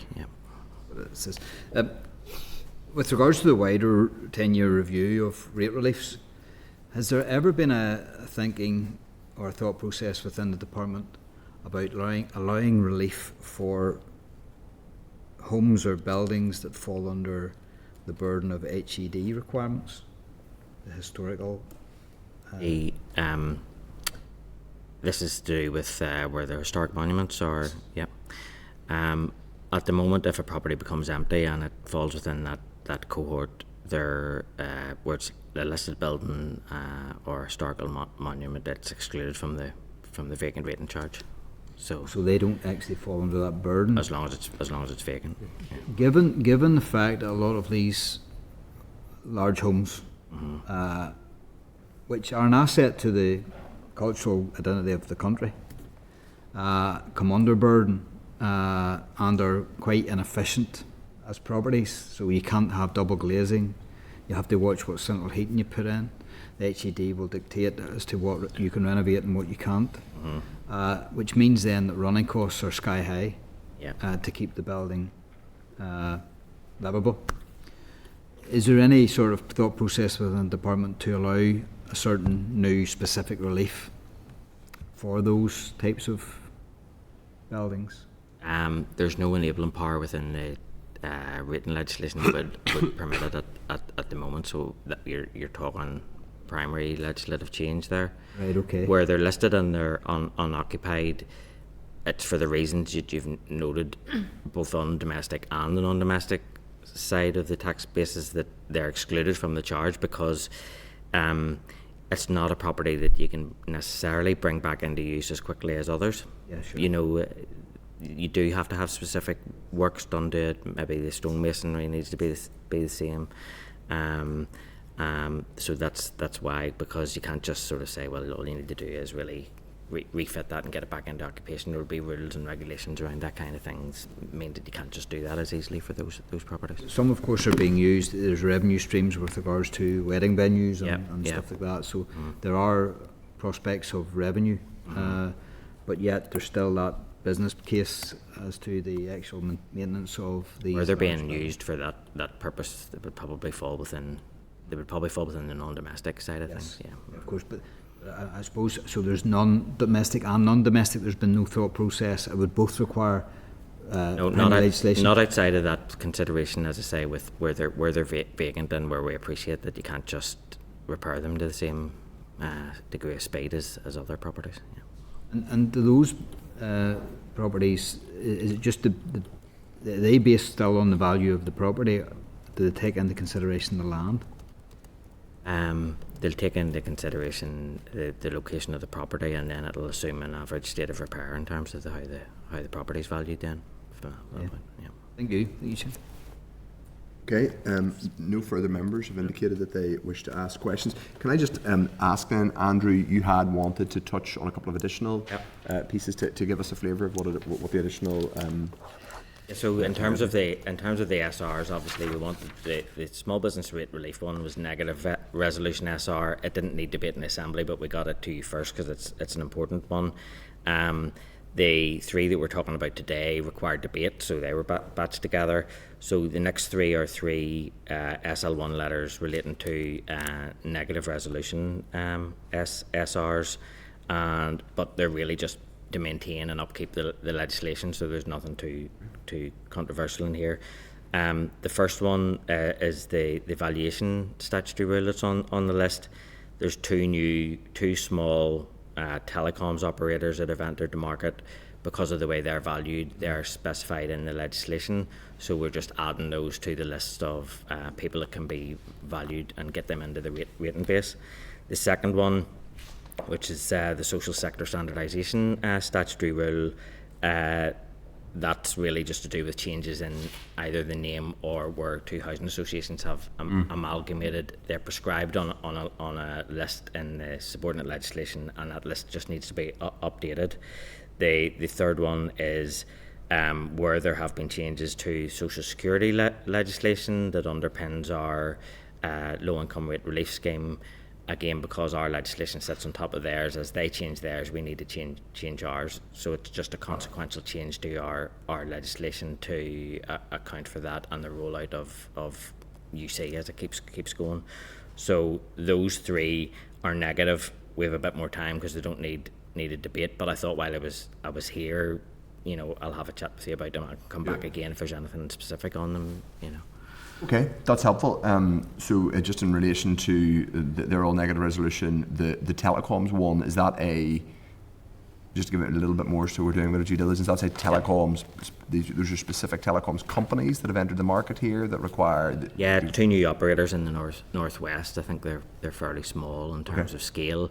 But are they what marketing? They're selling. They're broadband providers, or what? I know people think of the rating system as it rates property, but it actually rates all the cables and everything underneath the ground for the telecoms operator. So what this does is where they it's called unbundling the old BT network. If another supplier takes those on, then it's valuing all that apparatus, and this legislation allows us to value them as one herd element rather than lots of individual component pieces of all their sort of infrastructure. Well, presumably there are comparators already in the rating system here that we do that are rated and billed. Oh yeah. This is just adding them to a list of existing comms providers. Yeah. Okay, fair enough. And when important for the business planning of the committee, when are we going to get these the secondary legislation, the statutory rules through? These ones are next on my list to send. Okay, so they'll be in the next few weeks. Yeah. Okay, excellent. Thank you. Now, just in relation to go back to the assumption on the regional rate, which was usually is assumed and is mentioned in the draft budget statement. Yeah. But I think obviously we await executive, assuming the executive will be agreed on, and we'll obviously be discussing it ourselves in the committee.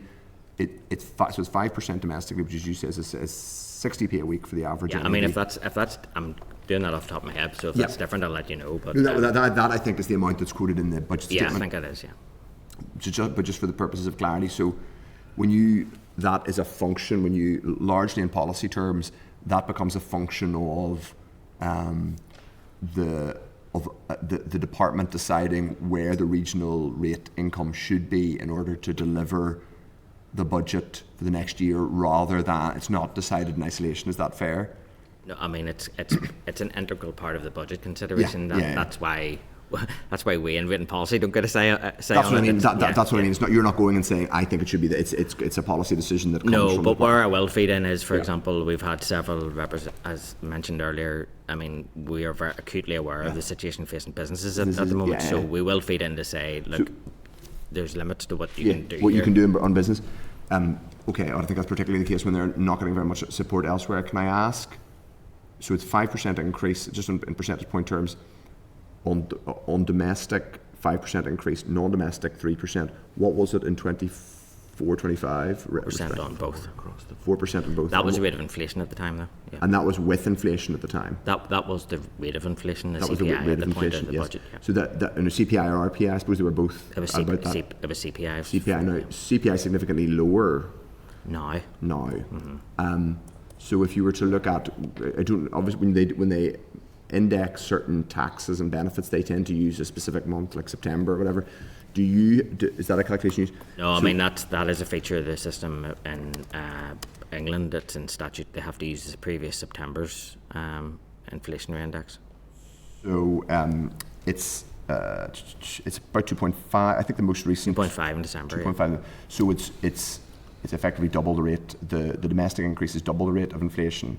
Yeah, as I said, it's tied in with the budget sustainability plans and everything for the executive. But it's so in 20. Do you remember what it was? 23-24 obviously would have been prior to there being an executive. I think that was a below inflation increase. I can't remember, but I do know that when we were exiting the COVID period, it was very carefully managed. I think though, just worth putting on the record, it would be helpful for us to clarify that it is. I think it's the highest in real terms for at least a few years because it's double. I think it is. It's double the current rate of inflation. But obviously, I was here whenever I think Peter Hain put it up by 16% or something like that.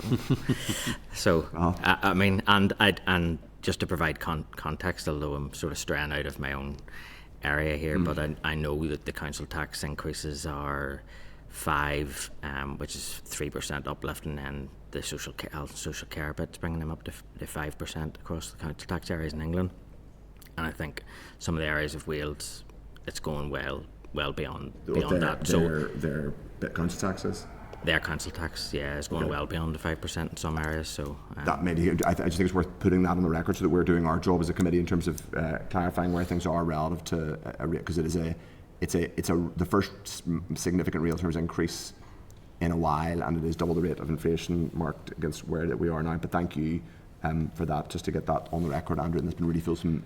If no members have any other advice or questions, that is most helpful. Thank you, members. Cheers. Thank you, Andrew. Okay. Thank you, and thank you for accommodating me, because I think my time slot today was. I think it was due to be earlier, but I had a meeting with the hospitality sector. So. All right. Thank you. All the best. Now, members, we usually go through the SRs ourselves.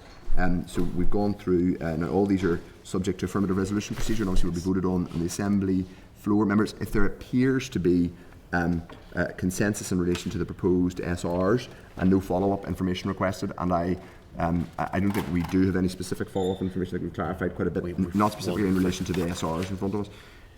So I'm going to ask members, first of all, if they are, I'll take them in turns. I'm going to ask members if they are content with the proposed statutory rule set out in legislation to set the amount of the domestic and non-domestic regional rates for the year ending 31st March 2026, or if they require any further information or wish to make any comment. No. Okay, in that case I will take off my hat as chair and say that I will not be supporting that increase, but I'm registering that as out with my capacity as chair. But I think members have indicated there is agreement, so we can indicate that for the record. Now, members, just for clarification, Chair, you're voting against it? Yes. Okay, sorry. But then we have to formally vote then, don't we? I think Jerry's probably doing the same. We don't necessarily need to record a vote, but we can indicate that the committee. So this is SL1, Chair. This is policy stage, so it's. We have got. You're going to get to record a vote in the floor of the Assembly, so you don't have to vote. So it's really just saying there's a general consensus, and there is. But Jerry Kyle wishes to come in. I'm just indicating for the record, and anyone else's intent is, by the way, invited to record. That was the rates increase you indicated your opposition to, yeah? Yes. Yeah, I'd say I'd like to record my own as well. Thanks. Okay, thank you, Jerry. Now, next members. Chair, apologies again for clarification, but we haven't had any confirmation yet that this has actually gone through yet. So where we are is that this.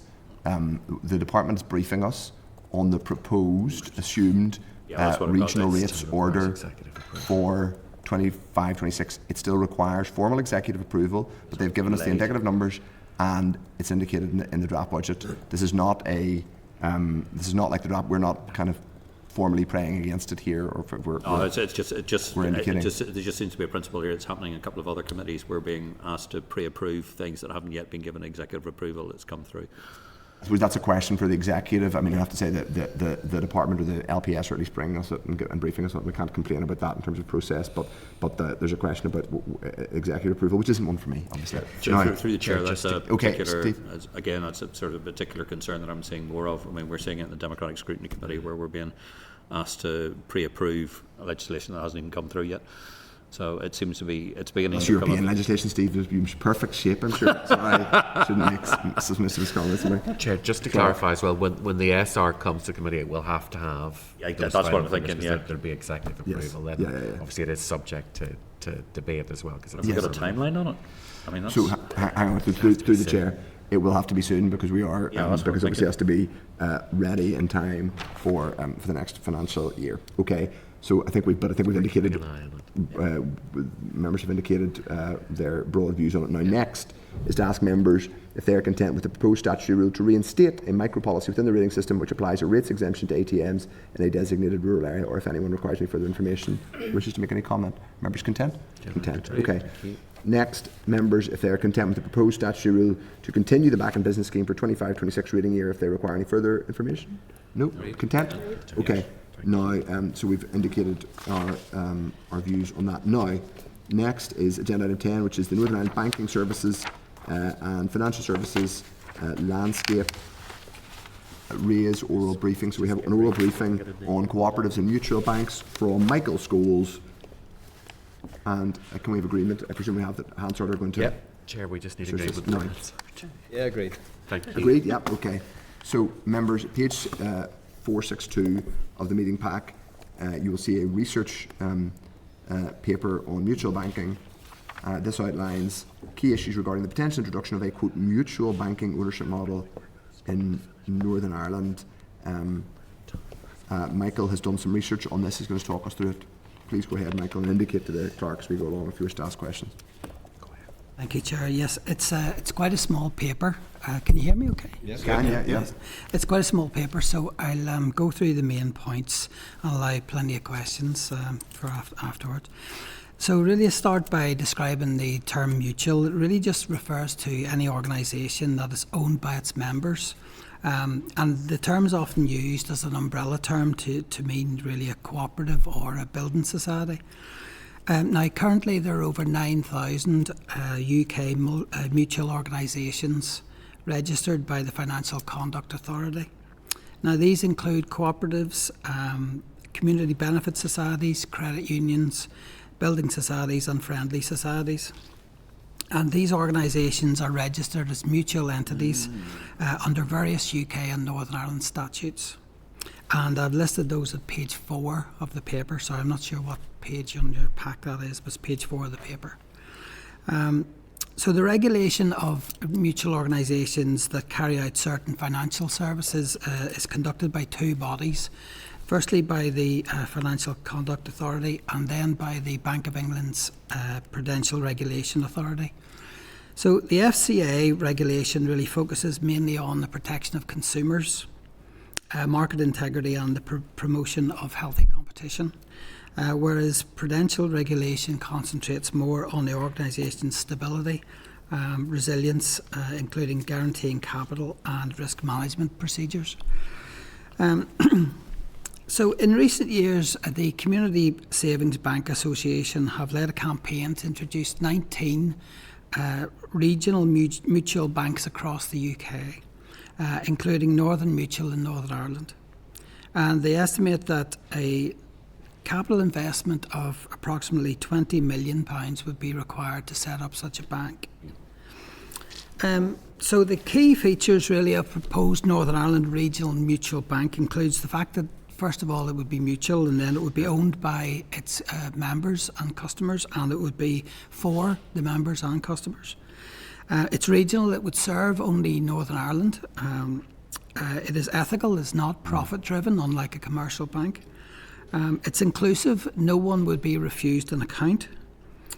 And the potential merits of such a model include democratic decision making. It offers more services, more financial services than a typical credit union would.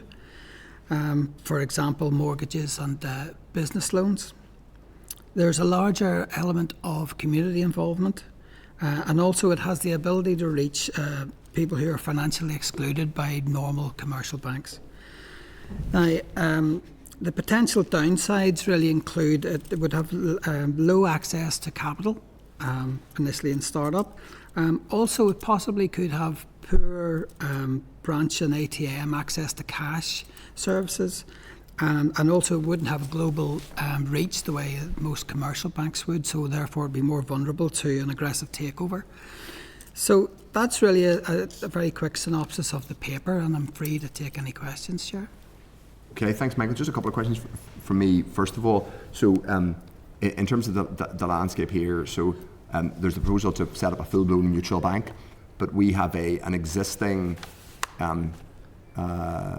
landscape ecosystem of credit unions, mutual friendly societies, things like the Presbyterian Mutual, which is a very famous example because, of course, it had problems. I don't know, we'll not go down that road, but you know, the credit union model in Ireland generally is obviously a famous example. I suppose, do you want to talk a little bit about how that, or could you explain a little bit about how we, to the extent that the research showed it, how we are differ from, for example, across the water in terms of the presence of some of these community, you could call them community banks, mutuals, credit unions already, because we seem to have, we do have quite a healthy, in some ways, ecosystem of them, but obviously they are limited in some of what they can do. Yeah. Yes, absolutely. I think the main difference between us and GB really would be the proliferation of credit unions, which offer an awful lot of community services, one-to-one services. But the difference here is that the banking, the mutual ownership banking model, if you like, that is proposed, would offer things like business loans, it would offer mortgages, overdraft facilities, a current account. Essentially, a credit union is really just a savings and loan facility. So really that's the essential difference. In Northern Ireland, you're absolutely right, we do have a lot more credit unions. We have a very good relationship with our credit unions, and people do tend to use them an awful lot more than GB. But in terms of I think that one of the main things possibly is the difficulty to set up a bank, and that's really to get the banking license. It is very difficult, so that's where the problem rises. There's been 19 proposed, if you like, regional mutual banks, and none of them are operating yet. So, and it's just for here, for Northern Ireland? For the across the UK. The Northern Mutual is the one that's proposed for Northern Ireland, and a lot of them have been set up as a mutual entity with the regulation under different types of legislation, but they haven't actually received a banking license, which requires the regulation or the Prudential Regulation Authority's approval. So that's really the key if you wanted to offer these services that credit unions do not offer. One of the things that you might think, or one might assume would be more that an actual mutual bank would be able to do more of than a credit union is more flexible types of business loans. So if you are like an entrepreneur or like a community, you could be a community, a social enterprise, or just a very small business person in a community setting up a cafe or whatever. At the minute, you can get a loan from the credit union, but it's not specifically usually a business loan, and someone in the credit union is going to write in and tell me how you can. I know some credit unions are very proactive in terms of supporting me, but a mutual bank would be able to offer other types of services that would be a bit more ambitious. Yeah, absolutely. I think one of the best ways to think about it is that an overdraft, for example, the credit union kind of. The credit union is for its members. A business, a factory, is not a member of the credit union. Yeah. The individual can take a credit union loan to open a barber's or I think there's been some provision for agricultural loans because farmers tend to be, if you like, sole operators, so they would be a member of the credit union, and you possibly could get a loan for agricultural machinery, for example. But again, you'd need to speak to someone in the credit union more on the specifics of those types of loans. But I think the best way to think of it is that the credit unions provide services for their members, for individuals. And is there any sense that, one of the things we've heard in evidence and we're interested in is that some of perhaps the big four traditional providers, and that's not to denigrate them, because there are lots of customers who they have served for a long time, and I'm sure that they do support lots of businesses perfectly well, but one of the observations has been, and we heard it last week, is that literally the closure of branches and the gradual withdrawal from particularly the very small business banking, because the margins are less, bluntly I think is fairly obviously why, means that there is this gap in the market. You could either call it a gap in the market, or you could call it an absence of a service for very small businesses and social enterprises who aren't getting the kinds of maybe rich, focused customer service they might have expected 20 or 30 years ago in a branch, where a dedicated manager who knows the area, might know will know the market in their area, and we might know them, that they can build that relationship. You would hope, is that the kind of thing that a mutual bank might be able yes, to, absolutely. And that would be the ethical. Yeah, absolutely. A sort of cash flow problem that a window cleaner might have, or a sole trader or someone like that. That might have, and purely we're talking about business loans here now, but those sort of short term, a couple of £1,000 to keep a cash flow, to pay a few bills until the next. That a commercial bank really. A couple of things about a commercial bank is, more often than not, to be automated decisions now. Mm-hmm. So you would type something into a computer, and it would be a yes or no answer. There wouldn't be that interaction between the old, if you like, the bank manager person and the discuss. There would have no sense of the context of the individual loan. There would just be a sort of a binary. There'd be no grey area. It'd be black or white, yes or no. And also the idea of the mutual bank would have an idea of what's needed for the region as well, so they could invest really for the benefit of the region, not just for the individual or the firms. So that's another way of potentially thinking about it. Okay. I'm going to bring in other members. Actually, just briefly before I do, are there any limits? So, for example, obviously, particularly post 2008-9, a whole range of new reforms took place, both kind of cultural reforms and also reforms, some of them were international, in terms of capital ratios and effectively lending restrictions and reserves that had to be held by commercial banks. Are they relevant in the same way to mutual banks, or which rules are they not necessarily exempt from, but are Yes, well, they would be, because they would be a bank, so they would have to go through the prudential regulatory authorities process of receiving a license. So all of those checks would have to be done the way a normal bank would. I had a look. There is a register of banks on the Bank of England website that have been, and there's been 29 since 2013, and they tend to be big commercial banks. With global banks that have operated in the UK, just as a sort of a slight offshoot of it. There's no new banks that have been, if you like, from the ground up. No kind of Bank of Dave, if you're familiar with that film that was on, that serves the community in this way. So, and I think it's as in mutual. Well, yes, exactly. The most recent the most recent example of some kind would have been the cooperative bank, but that's not a particularly positive precedent for obvious reasons. Yeah, I think a lot of these things is that the cooperative banks, they still would have an element of, if you like, foreign investment. They would invest. I mean, a figure. I put in a couple of figures there to show how the money would flow around from a traditional high street bank. I think it's on page 8 and page 9, and the sort of cooperative bank that you're describing there would still have this element of investing outside the region and then making decisions that were not necessarily in the best interest of the people living in the region. They would still be answerable to shareholders in some degree and would make commercial decisions about their loans and their activities, whereas the mutual regional bank, if you like, wouldn't have that. Okay, I'm going to bring in others now. Thank you very much. The Deputy Chair first. Philip Ray. Sure, thank you very much for that. It's a really useful paper. So obviously your paper just outlined that there are no mutual banks that are operational in the UK. Are there any in the Republic of Ireland? No.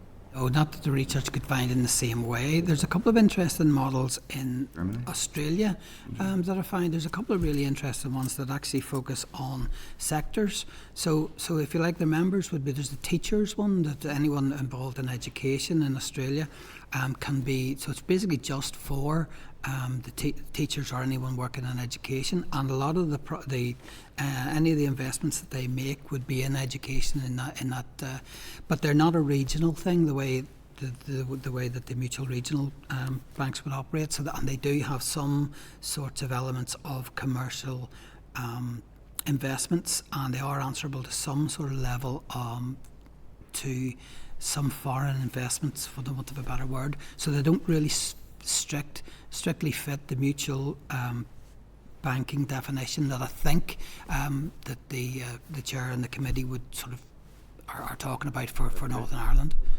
And then there are none in place in anywhere on these islands. Is there anywhere? What's the closest neighbour anywhere in mainland Europe? Or not that no, my research didn't cover that. I can certainly go back and look. Yep. Again, the problem with when you're researching all this is the way that the terms are bandied around. Yeah. The building society, a cooperative society, a mutual bank. It's not a mutual bank. It has commercial investors and commercial decisions that aren't mutual at all. So.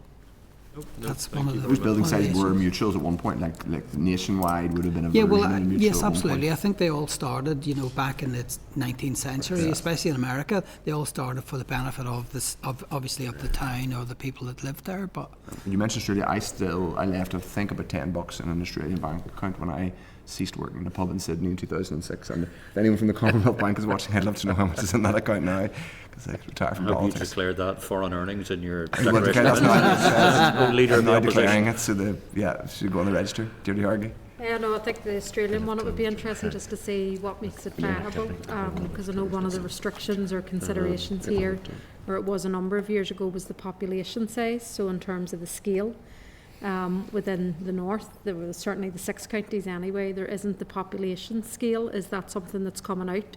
So it's not just the licensing issue. When you look at Australia, I think it's back in about 2020, 2021, 19% of their bankable population were with mutual banks. So there is a story, I think it's around 4 million of the population there. So there's something that enables it to work. So it would just be interesting to see what that is and how that would fit, I suppose, with the regulatory system here. And just around, I mean, the Northern Mutual, it's went quiet. I haven't heard.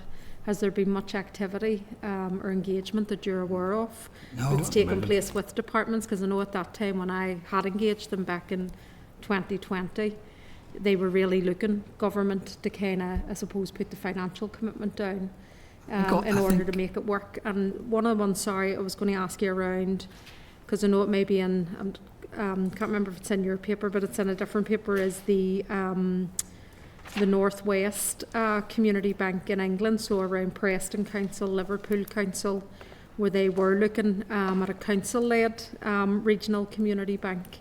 So just be interested to see how that's progressed or not, and just what advancements potentially even in Scotland, because obviously this links into community wealth building and around keeping the wealth within the local economy and more of a focus on local economic development rather than just what international markets are kind of predicting or what they're prioritising. So having a more regional and localised approach. So just be keen to see, even if they haven't been set up yet, you know, are they close to it? And are there changes that they've had to make? And I suppose the big thing is the population here a restriction for us? My understanding that it was. And is there any potential in terms of north-south, even under the Windsor framework and all of that? Or is it just two completely different markets in terms of the jurisdictions? Yeah, well, first thing I'll say about the 19 regional banks and the government intervention I know that the Welsh government have committed to investing in the Welsh. Now I can't pronounce it, but it's a Welsh name for the bank, so I know that they have now that. None of them have got a license yet. None of them are trading. But as far as I was aware, the Avon Mutual, which is in, where is that? That's that one. That's Where's that? Is that the one? Yeah, that's that is the most advanced. I mean, a lot of them, I think I've mentioned in the paper, actually have. They're on the Prudential Mutual Societies list when you go on. But there's on the register, I should say. But there's a Prudential regulatory register as well, and whenever you go on that, they're not on it. So that basically tells you that they haven't got through the list of criteria that is needed by the prudential regulator to get the license for a bank. So that kind of answers your question in terms of investment. Yes, the regional thing is really, really interesting, because the regional sort of investment with the councils, obviously the councils in England are a bit bigger, they have more powers, other responsibilities, and they've arguably more money. So that's one element of it. But also, if you think about the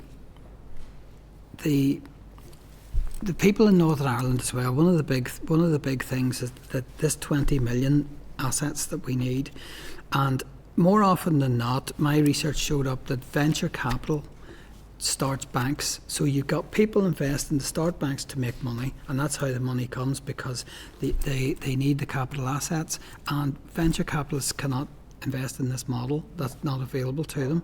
So to get the startup money is obviously problematic. £20 million in Northern Ireland. Sure, in public finance terms, that's not a lot of money, but for private individuals, that is a huge sum trying to get it together. It's very unfortunate. You've sort of fallen in between two stools, because you're quite right about the regional investment into Northern Ireland. And the parts of what was interesting for me was the element of people who are normally excluded from banks, people who are unemployed, long-term sick. I think I put in the paper there was a presentation that NICFA did, and the presentation suggested that it would be £15, I think, to start up an account, and that would be enough to have an account in a future Northern Ireland regional mutual bank.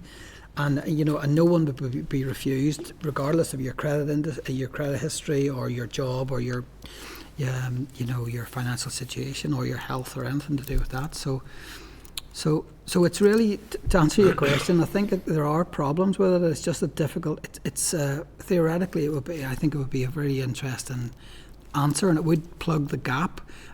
But the practical hurdles still have to be. The practical hurdles still have to be achieved. The problem with the north-south thing where you come across the different regulations and the different legislation. So I think that may be a halt to doing an all-Ireland kind of regional mutual bank, but that's something perhaps that the committee and maybe the department could look into. And the issue, sorry, because it's to do with the population. So is there an issue here that you've identified? Is that still around the scale that we could go, and we may never, because when you look at some of those areas in England, it's a greater population spread in terms of those councils coming together that we just don't have here yet. So that didn't come up on the population. That I can go back and have a look at that. Okay. But, Yeah. but No, it was an issue back in 2020, so I'm not sure if it's. Yeah, I think it was more to do with the finance. I'm just looking through. There's a pre-application list here from the Prudential Authority that it gives you sources of funding, corporate governance, things that you need, a checklist, and population isn't listed, but that doesn't mean it's not included in the. No worries, thank you. Okay, Paul Frew is next. You, Chair. What sort of guarantees or protections would that mutual bank have compared to the other banks? I know that, I can't remember the threshold, but your money is protected to a certain degree. 80,000. 80,000? It's 85. 85. 5,000 here and there. What protections like that would be in a mutual bank? Would it be the same? Yes, it would be, because it would have to be, at the moment credit unions would go through that as well. Credit unions are signed up to that agreement. So yes, you would imagine because the bank, if to sign up to that agreement, the bank itself or the entity itself, the credit union or whatever, must pay a percentage of their income, if you like, of their money to the.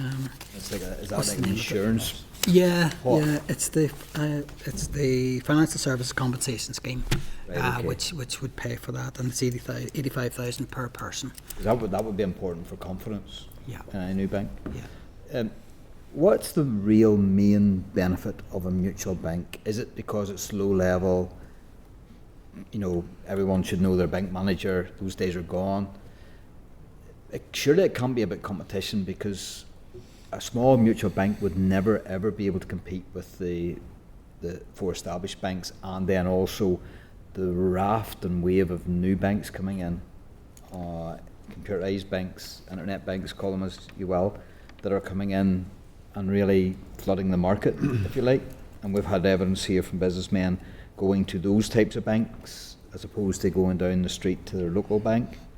So, apart from the actual nitty-gritty of I can't get a bank account anywhere else, so this mutual bank will have to do me, and I'll get to know the bank manager or at least the cashier, what's the real benefit of a mutual bank? I would say a couple of things about that. They're not under the pressure to make profit the way a commercial bank would be. They're not answerable to shareholders, so therefore they don't have to make those gains, if you like. So therefore the margins would be a lot broader for them.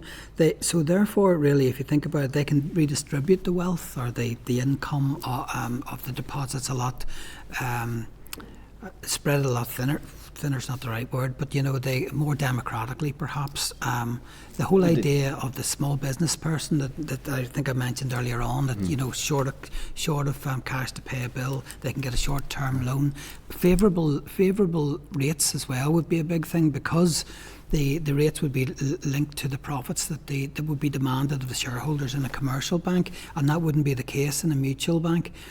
So you wouldn't have that pressure. So you could actually offer loans at better rates for your customers. And better savings accounts. And better savings accounts as well, yeah, because you're not driven by this need to make your shareholders happy. What's to stop an aggressive takeover? Mutual Bank was being very successful in a region, no matter how small. What's to stop a big fish coming in and eating it up? Yeah, I think that's going to be an issue, and that's possibly a question for banking expert. But yes, I think that is definitely going to be an issue that is a problem. And I think it was at the LV Mutual Society in there's legislation going through, I think, at the moment in GB, because they that happened to one of the sort of mutual building societies, if you like, in GB, and I think there's legislation going through at the moment to try and stop that happening or change the rules around that. But yes, that is definitely a consideration. Is there any legislation to stop one of the big established four from doing that, to create a new arm or branch of their corporate product? The mutual? Well, the only thing that I could think of was that they would still be answerable to shareholders, and would shareholders really, would they be happy with that? Maybe they would. Maybe just for the the corporate image of the bank, it might be a positive thing. But that again, these are really quite complicated legislative matters, and I think I've mentioned it in the paper that the committee may want to take legal advice on the setting up of a mutual bank in Northern Ireland, because it is an extremely complicated area. Yeah, sure. Well, thank you very much. Thank you for your paper. Okay, I mean, I suppose there's also the question about, would they, given we have a high proportion, I mean, I don't know if you were able to get the statistics, but we have a higher proportion of people who have credit union accounts, even as you say, their savings and loans, but we also have a high number of people who are friendly societies, and these people still have, I know there are lots of credit unions attached to loyal orders and the Hibs and have friendly society, all those types of things, and other types of mutuals attached to churches and things like that. Is there I suppose one question would be here, part of what you need to make the mutual bank work is you need enough deposits to be able to recycle the money through to, because you still need depositors in order to, particularly if you're not going to be capitalised by some big commercial entity or a stock flotation, you literally need to have people coming in and putting their thousands of pounds of savings to generate the loan. So that might be a challenge. The only way it could work, really. One question, if I can. Yeah. What's to protect it from a run? Well, the only thing would be that if they joined, the Financial Services Compensation Scheme would guarantee the money for individual members. But up to 85, but that's it, yeah. But if some of the members of this committee was banking there, that'd be small fry for some of these guys. So how could you protect their money? I suppose part of the challenge would be that if it's a mutual bank, then it has to be public about the investments that it's making, and you would imagine that it's going to be cautious and conservative. Part of the problem with cooperative, obviously, the cooperative bank was that that's not what happened at the end, and it became and it was leveraged in ways that, exposed in ways that it shouldn't have been for a bank that's supposed to be a kind of ethical and also in a credit union setup or whatever, or a potential mutual bank, you probably wouldn't have an awful lot of people with that amount of money in it. I mean, the credit union, a lot of them would be limited to £15,000 savings, so it wouldn't necessarily be that wouldn't necessarily be the case. But surely I get your point. It would be could be an issue. I suppose what's the best profitable system to have a lot of depositors with small accounts, or having big businessmen with big accounts? Well, it depends really on what you want to do with the money. If you're just talking about profit, I guess it would probably be the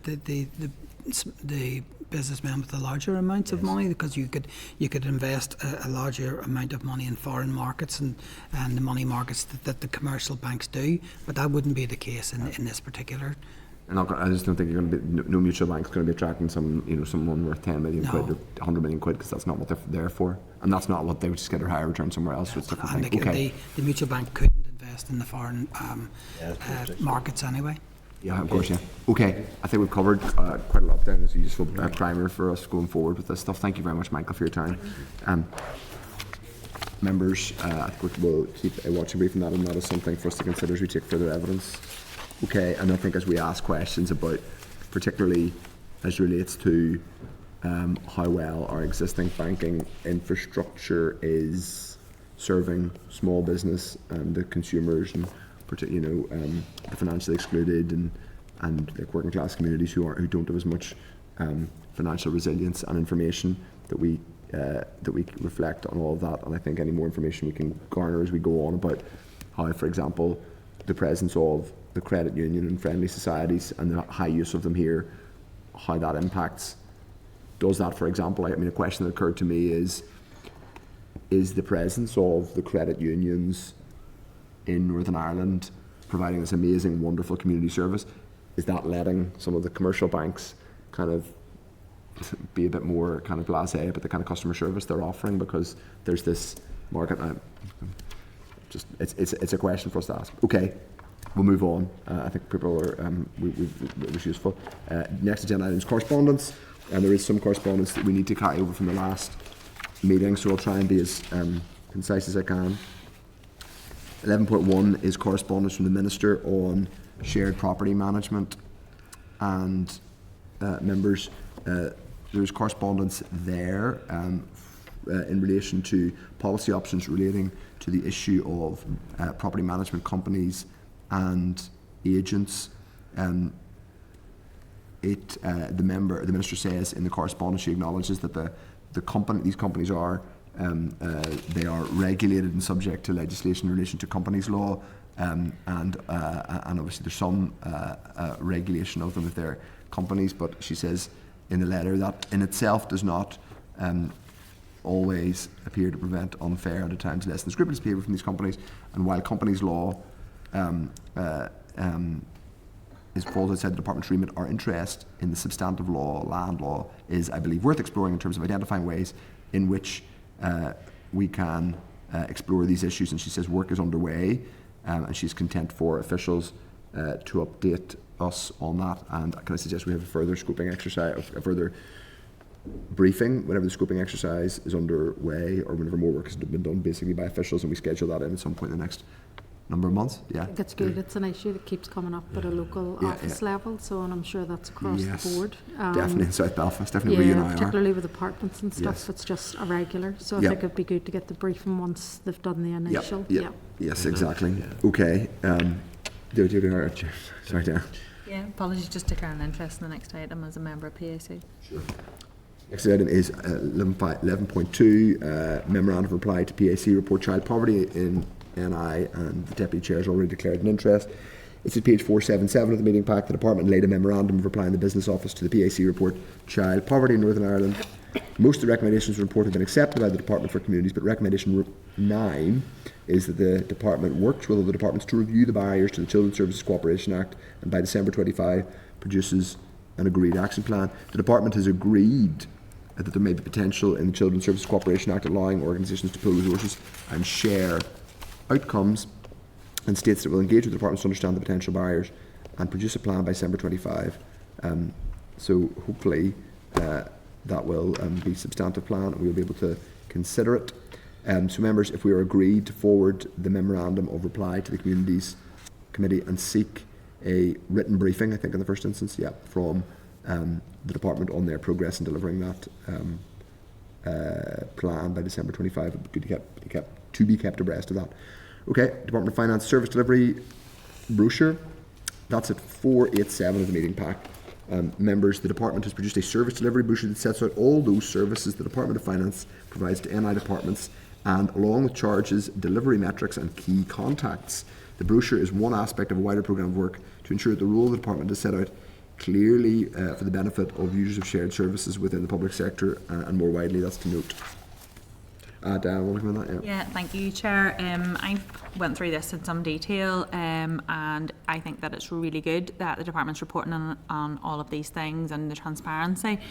But I would like to bring this back and have an opportunity to go through this in detail, perhaps have a little bit of briefing on it, because there's an awful lot of metrics that I don't really understand how the targets were set. But it is really good where they're, like, so if you go through it, the delivery metrics, a lot of them they're reporting on things that are previously set, but there's a lot of them are brand new metrics that they're setting out to say this is what we're going to measure and this is what we're going to publish in all the different business areas, right across the Department of Finance, especially shared service and things. So there are a lot. Some of the metrics I, at a first glance, don't think look particularly challenging. I'd like to see the reasoning behind them, so I just would like to put it on the radar. This is quite a substantial brochure, a lot of targets, a lot of service delivery for Department of Finance and all of the shared services, so I just think it would be worth taking time to have a little bit of a session going through this and what it means for reporting the outcomes of performance in the department and the civil service wider. I think right, I don't disagree with that, but I think there's a particular thing we need to look at in this little document, which is relates to HR. It's something we've been talking about. You said, Diane, quite correctly, that some of the delivery metrics are perhaps not what someone at McKinsey might call a stretch target, and I would say that it's probably particularly true of some of what's in on the HR and employee relations side, and I think I would like to. So I think you're right. There are probably maybe two broad parts in terms of the shared services they're offering. One is broadly around IT consultancy and IT. Whether that's cyber or information management. Paul Duffy we've had briefings from him in the past about various things. I wonder if what we do is think about specific briefings falling under two headings, his world, and then the other briefing that we have talked about having further to what we talked about earlier on staff absences and vacancies and sickness levels. Because if you look at some of what's in on the HR side, like the delivery metric on 503, it explains the service that they provide in terms of HR Connect and Nix HR, and then the delivery metric is the baseline metric will be collected in the 24-25 year with a view to providing improvement targets for the following year. Right. We've got a crisis in terms of sickness absence here, and we're saying we'll give you a target next year. That's bonkers, I'm afraid. And I'm glad that you've held us up to have a conversation about this, because that. Sorry, just to be like this all the time. No, I think this is a good thing, because now I had a quick glance at it, but I didn't have a problem. Now that I've seen it, I think that is really concerning, because page you would look at that. as well, Chair. I just think of all these new measures for occupational health. How have they set them? I just am really concerned as to the point I made earlier in this committee meeting as to how meaningful are these metrics. So across the HR piece, and they're new metrics. So are they the best new metrics? And as well, page 495. I don't really think that their prompt payment targets are particularly ambitious. I mean, I think particularly on the, I'm really concerned about some of the lack of actual metrics on the HR side, given what we know. So, for example, it's delivery metrics on employee relations. Delivery metrics, baseline metrics will be collected with a view to providing improvement targets for the following year, i.e. sometime in the next financial year. But to give an indication, they say the kinds of metrics are number of long-term sickness absence casework, number of long-term sickness absence casework by length of absence. It's a bit like me saying, someone asking me how would I improve my health, and I might say weight, cholesterol, whatever, and I don't say what my cholesterol is now, what my weight is now, and where I'm going to try and get it to. It just seems, I think it's no, I know that's not precisely what this document's about. It's more a brochure for the department to be advertising its services effectively, or to be telling other parts of the public sector what it's doing. But I still think it's a bit concerning, given we don't have any clarity over what they're doing on those tours. So could I suggest that we look to have briefings on those areas, but probably divvy it up by business area, because they're quite distinct business areas: IT services and HR. Just to flag as well, as you go further on within the procurement piece, they're reporting that 88% of procurements were delivered within a 10% tolerance, which sounds good, but when you think around it, that gets 12% of procurement contracts delivered outside of 10% tolerance. And whenever you go right along to construction procurement, your major projects, some of these percentages are not great. Like 63% of integrated consultancy teams or supply teams are evaluated with the time scale that was originally set at the original outline business case stage. So I just think there's an awful lot of statistics here that just caught my attention, and I just didn't. I just didn't want to just bounce past it without having a good look at particularly the targets and the measurement and looking at it in terms of our work profile here. So. Yeah, I think that makes sense. So can I suggest that we break it down, and we think about where we. Now, I don't think this is necessarily what we need to have to do this week or this month, but like I think those are things we need to. And because I think one of them is effectively just what we were already going to do on absence and HR management. Okay, thanks. 11.4 is the next pension scheme consultation on scheme yield / member contributions. So. So page 534, you will find at page 534 you will find a consultation document which was published on the 13th of January. The department is seeking views on the adjustments to employee contributions for the civil service pension scheme. Pardon me. These adjustments are needed in order to meet the required contribution yield for the scheme. This is the collective member contribution. The current yield requirement is 5.6%. However, since 2019, the actual yield achieved is 5.4. This has created a cost of £2 million a year. The current tiered membership contribution ranges from 4.6 to 8.05%, depending on levels of earnings. Members may wish to note the work carried out by the Government Actuarial Department, as well as engagement between the Department and Next Scheme Advisory Board in order to propose 3 options for consideration. These are outlined in the consultation document. The Department's preferred option is to increase the contribution rates across all grade bands by 0.05% in band 1 and 0.20% in bands 2 to 4. This will lead to a projected yield of 5.6% in 25-26. Illustrative impacts on members' take-home pay have been provided. The consultation will run until 7th of April, and subordinate legislation will be required to give effect to agreed changes. The department has highlighted other public service pension schemes both here and in Britain which are currently in an under-yield position and are either consulting or have already consulted on similar changes to member contribution schemes to meet the required yield. So I mean, members, if I think it would be helpful for us to just get more information on from the department on other schemes in similar under-yield positions. Not that I don't want to do a briefing on it, but there are a limit whenever you come to like technical and actuarial and pension things where we can get right into the weeds on stuff that is important to pension scheme holders, but not necessarily the best use of our time, unless it becomes a real issue and there's a risk to the public purse or a vast number of pension holders or civil servants are being ripped off. But I don't think we have evidence of that at the minute, so we can just keep it watching brief and ask for people are content. The next agenda item is LPS 5.11.5 LPS trust statement. The rate levy accruals account 23-24. At page 557 of the meeting pack, you will find a copy of the 23-24 Land and Property Services Trust Statement, which was laid before the Assembly on the 13th of December. LPS has achieved or substantially achieved the majority of its 23-24 business targets, including to collect, discharge 92% of the gross collectible rates. The actual collection rate was 92.5%, and to collect £1,450 million of rates revenue. The actual collection was, so it was a little bit ahead of that. 16.9 million of ratepayer debt was written off, which was the highest in the last 5 years. It stated in the report that, quote, management notes the increase in debt over the last number of years and is putting in place a plan to address that by reducing by 5% each year over the next number of years. This will be achieved through a focus on legal recovery and write-off where appropriate. Now, at page 13 of the report, which is at page 575 of our pack, it addresses the issue of 27.4 million rate rebate awarded by LPS.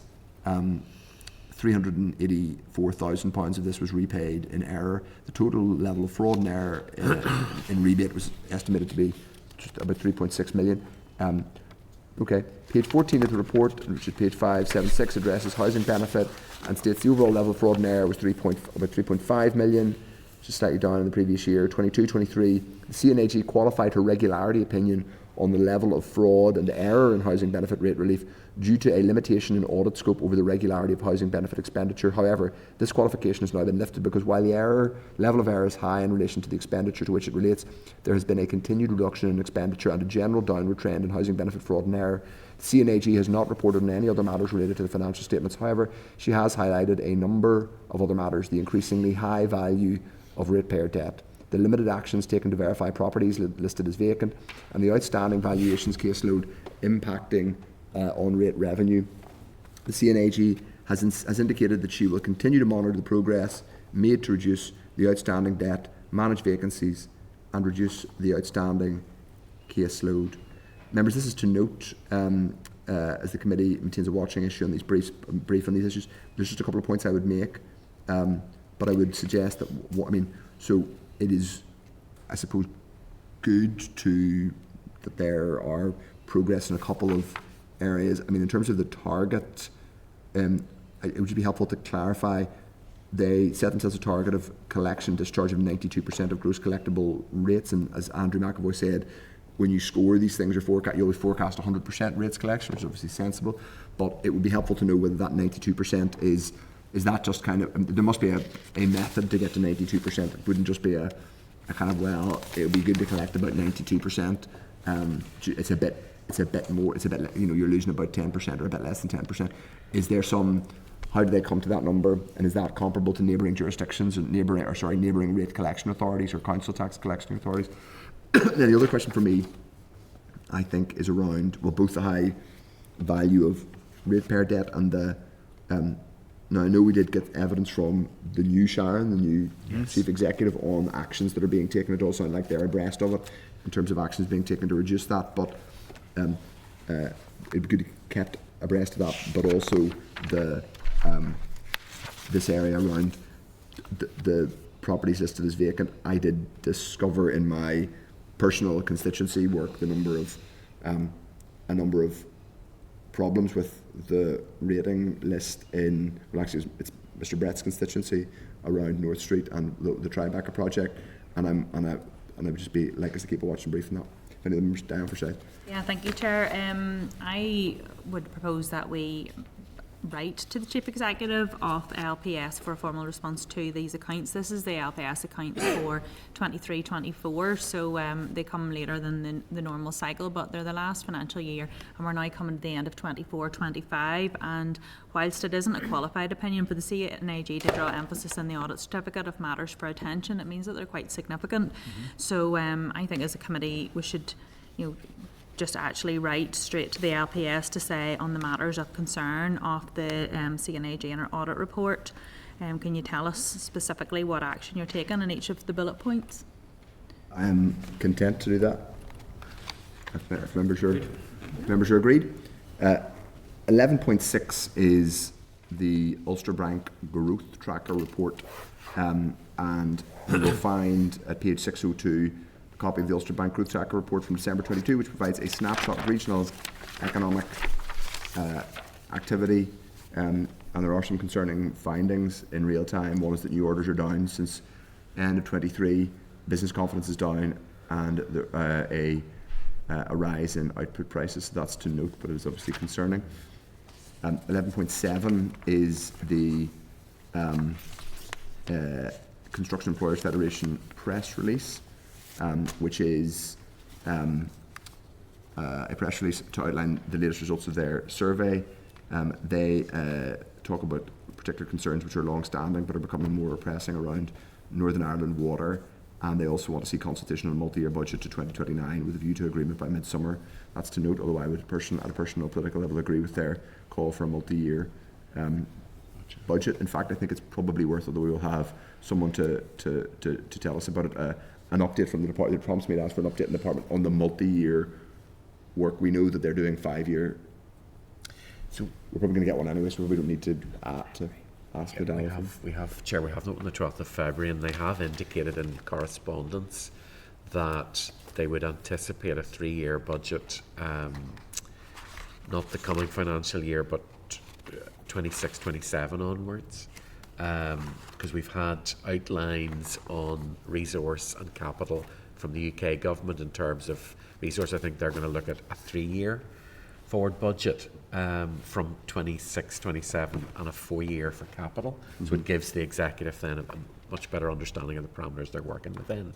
It also feeds back towards what we'd heard from officials last week about the 5-year business plan. It all kind of brings that together. So we'll have officials up on the 12th, and they'll give us a better idea then about pinned down on those budget cycles, and also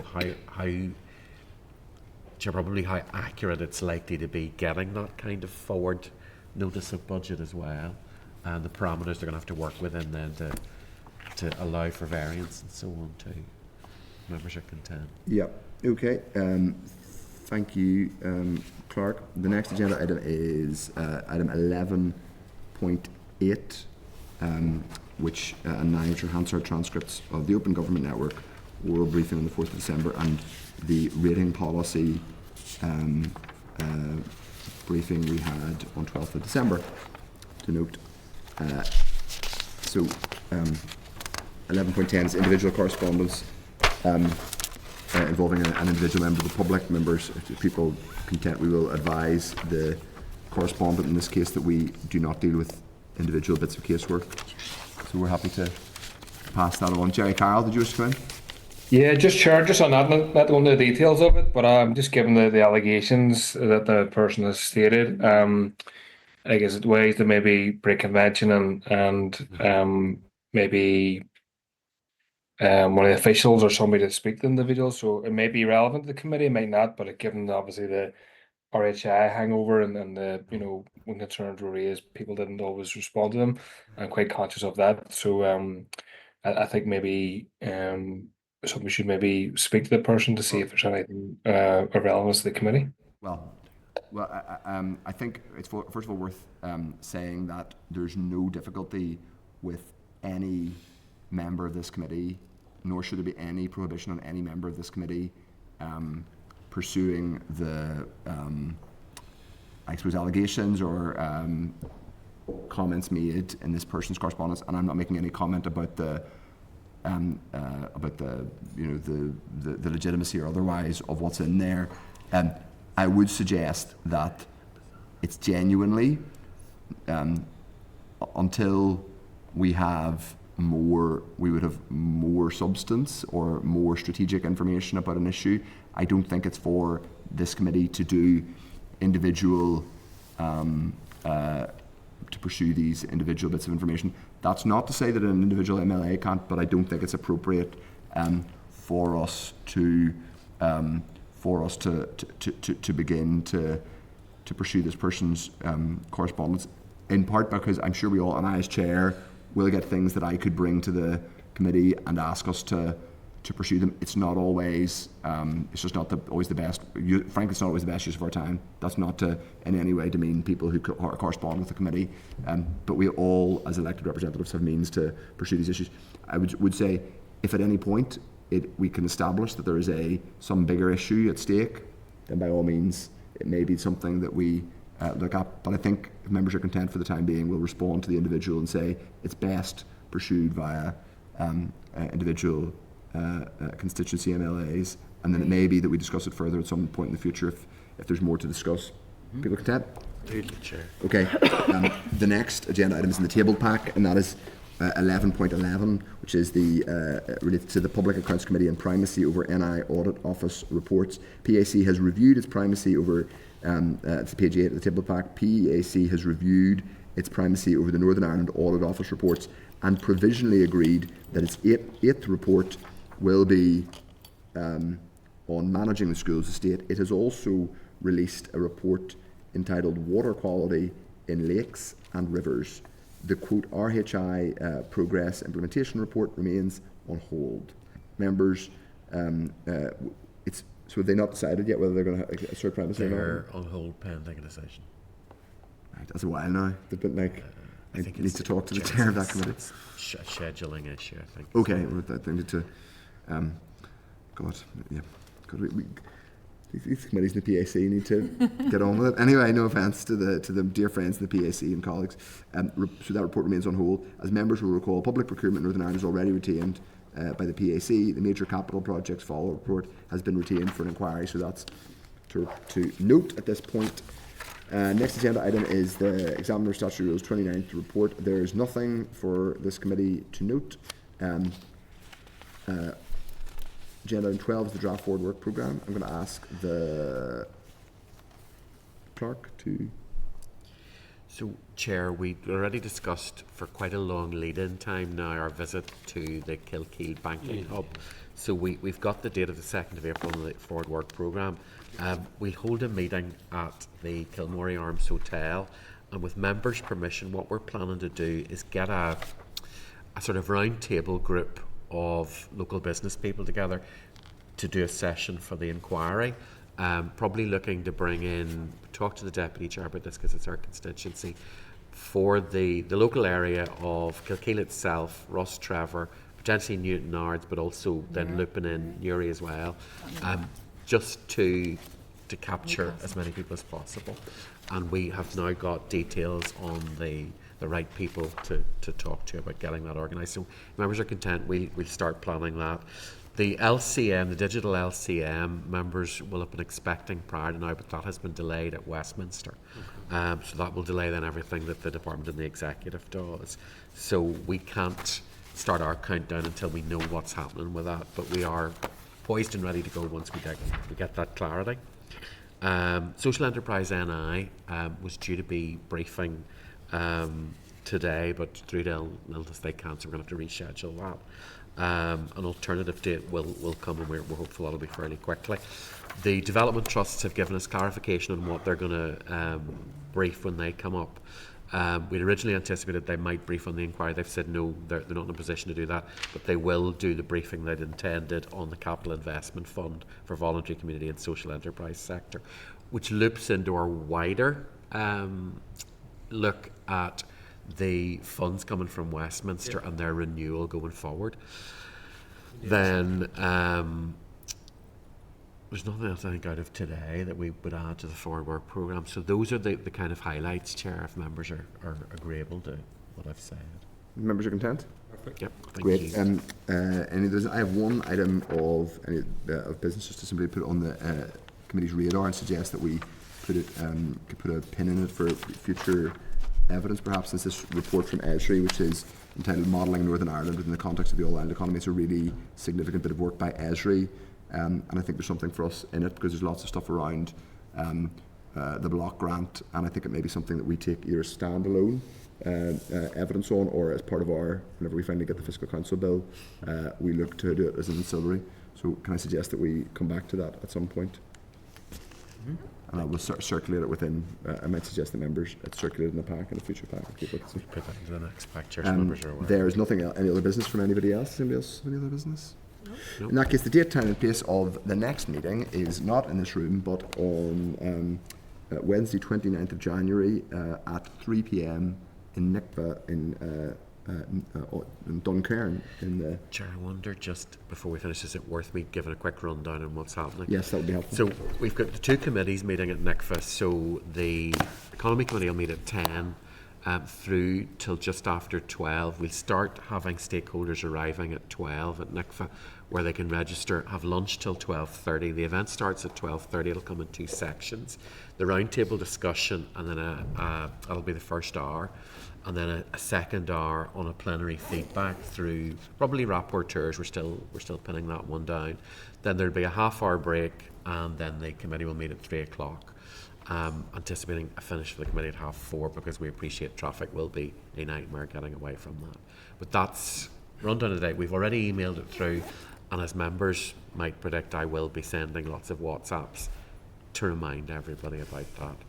How are we doing in terms of attendance from stakeholders? Is there we have about 50 stakeholders, and how it'll work is they'll be on tables of about 8, and there'll be space for members to join them. So throughout that first hour, members can circulate. We'll have the hour divided into 3 critical questions or 3 critical issue sessions, and it'll just give members an opportunity to do that.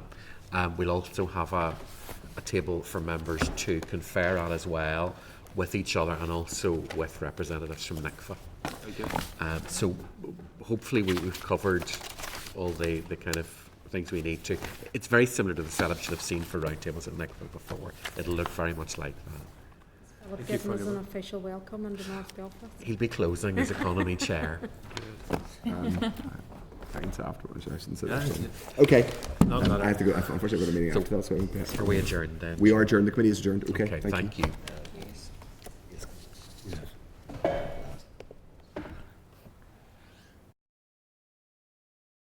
Senate Chamber. Sound.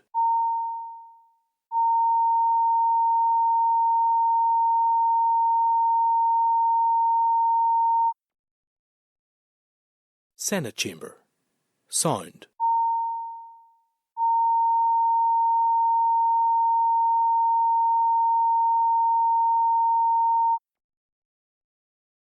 Senate chamber. Sound.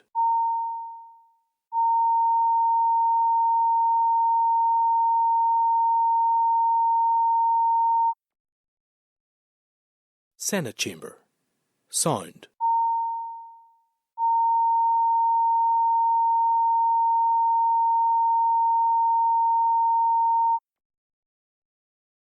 Senate chamber. Sound.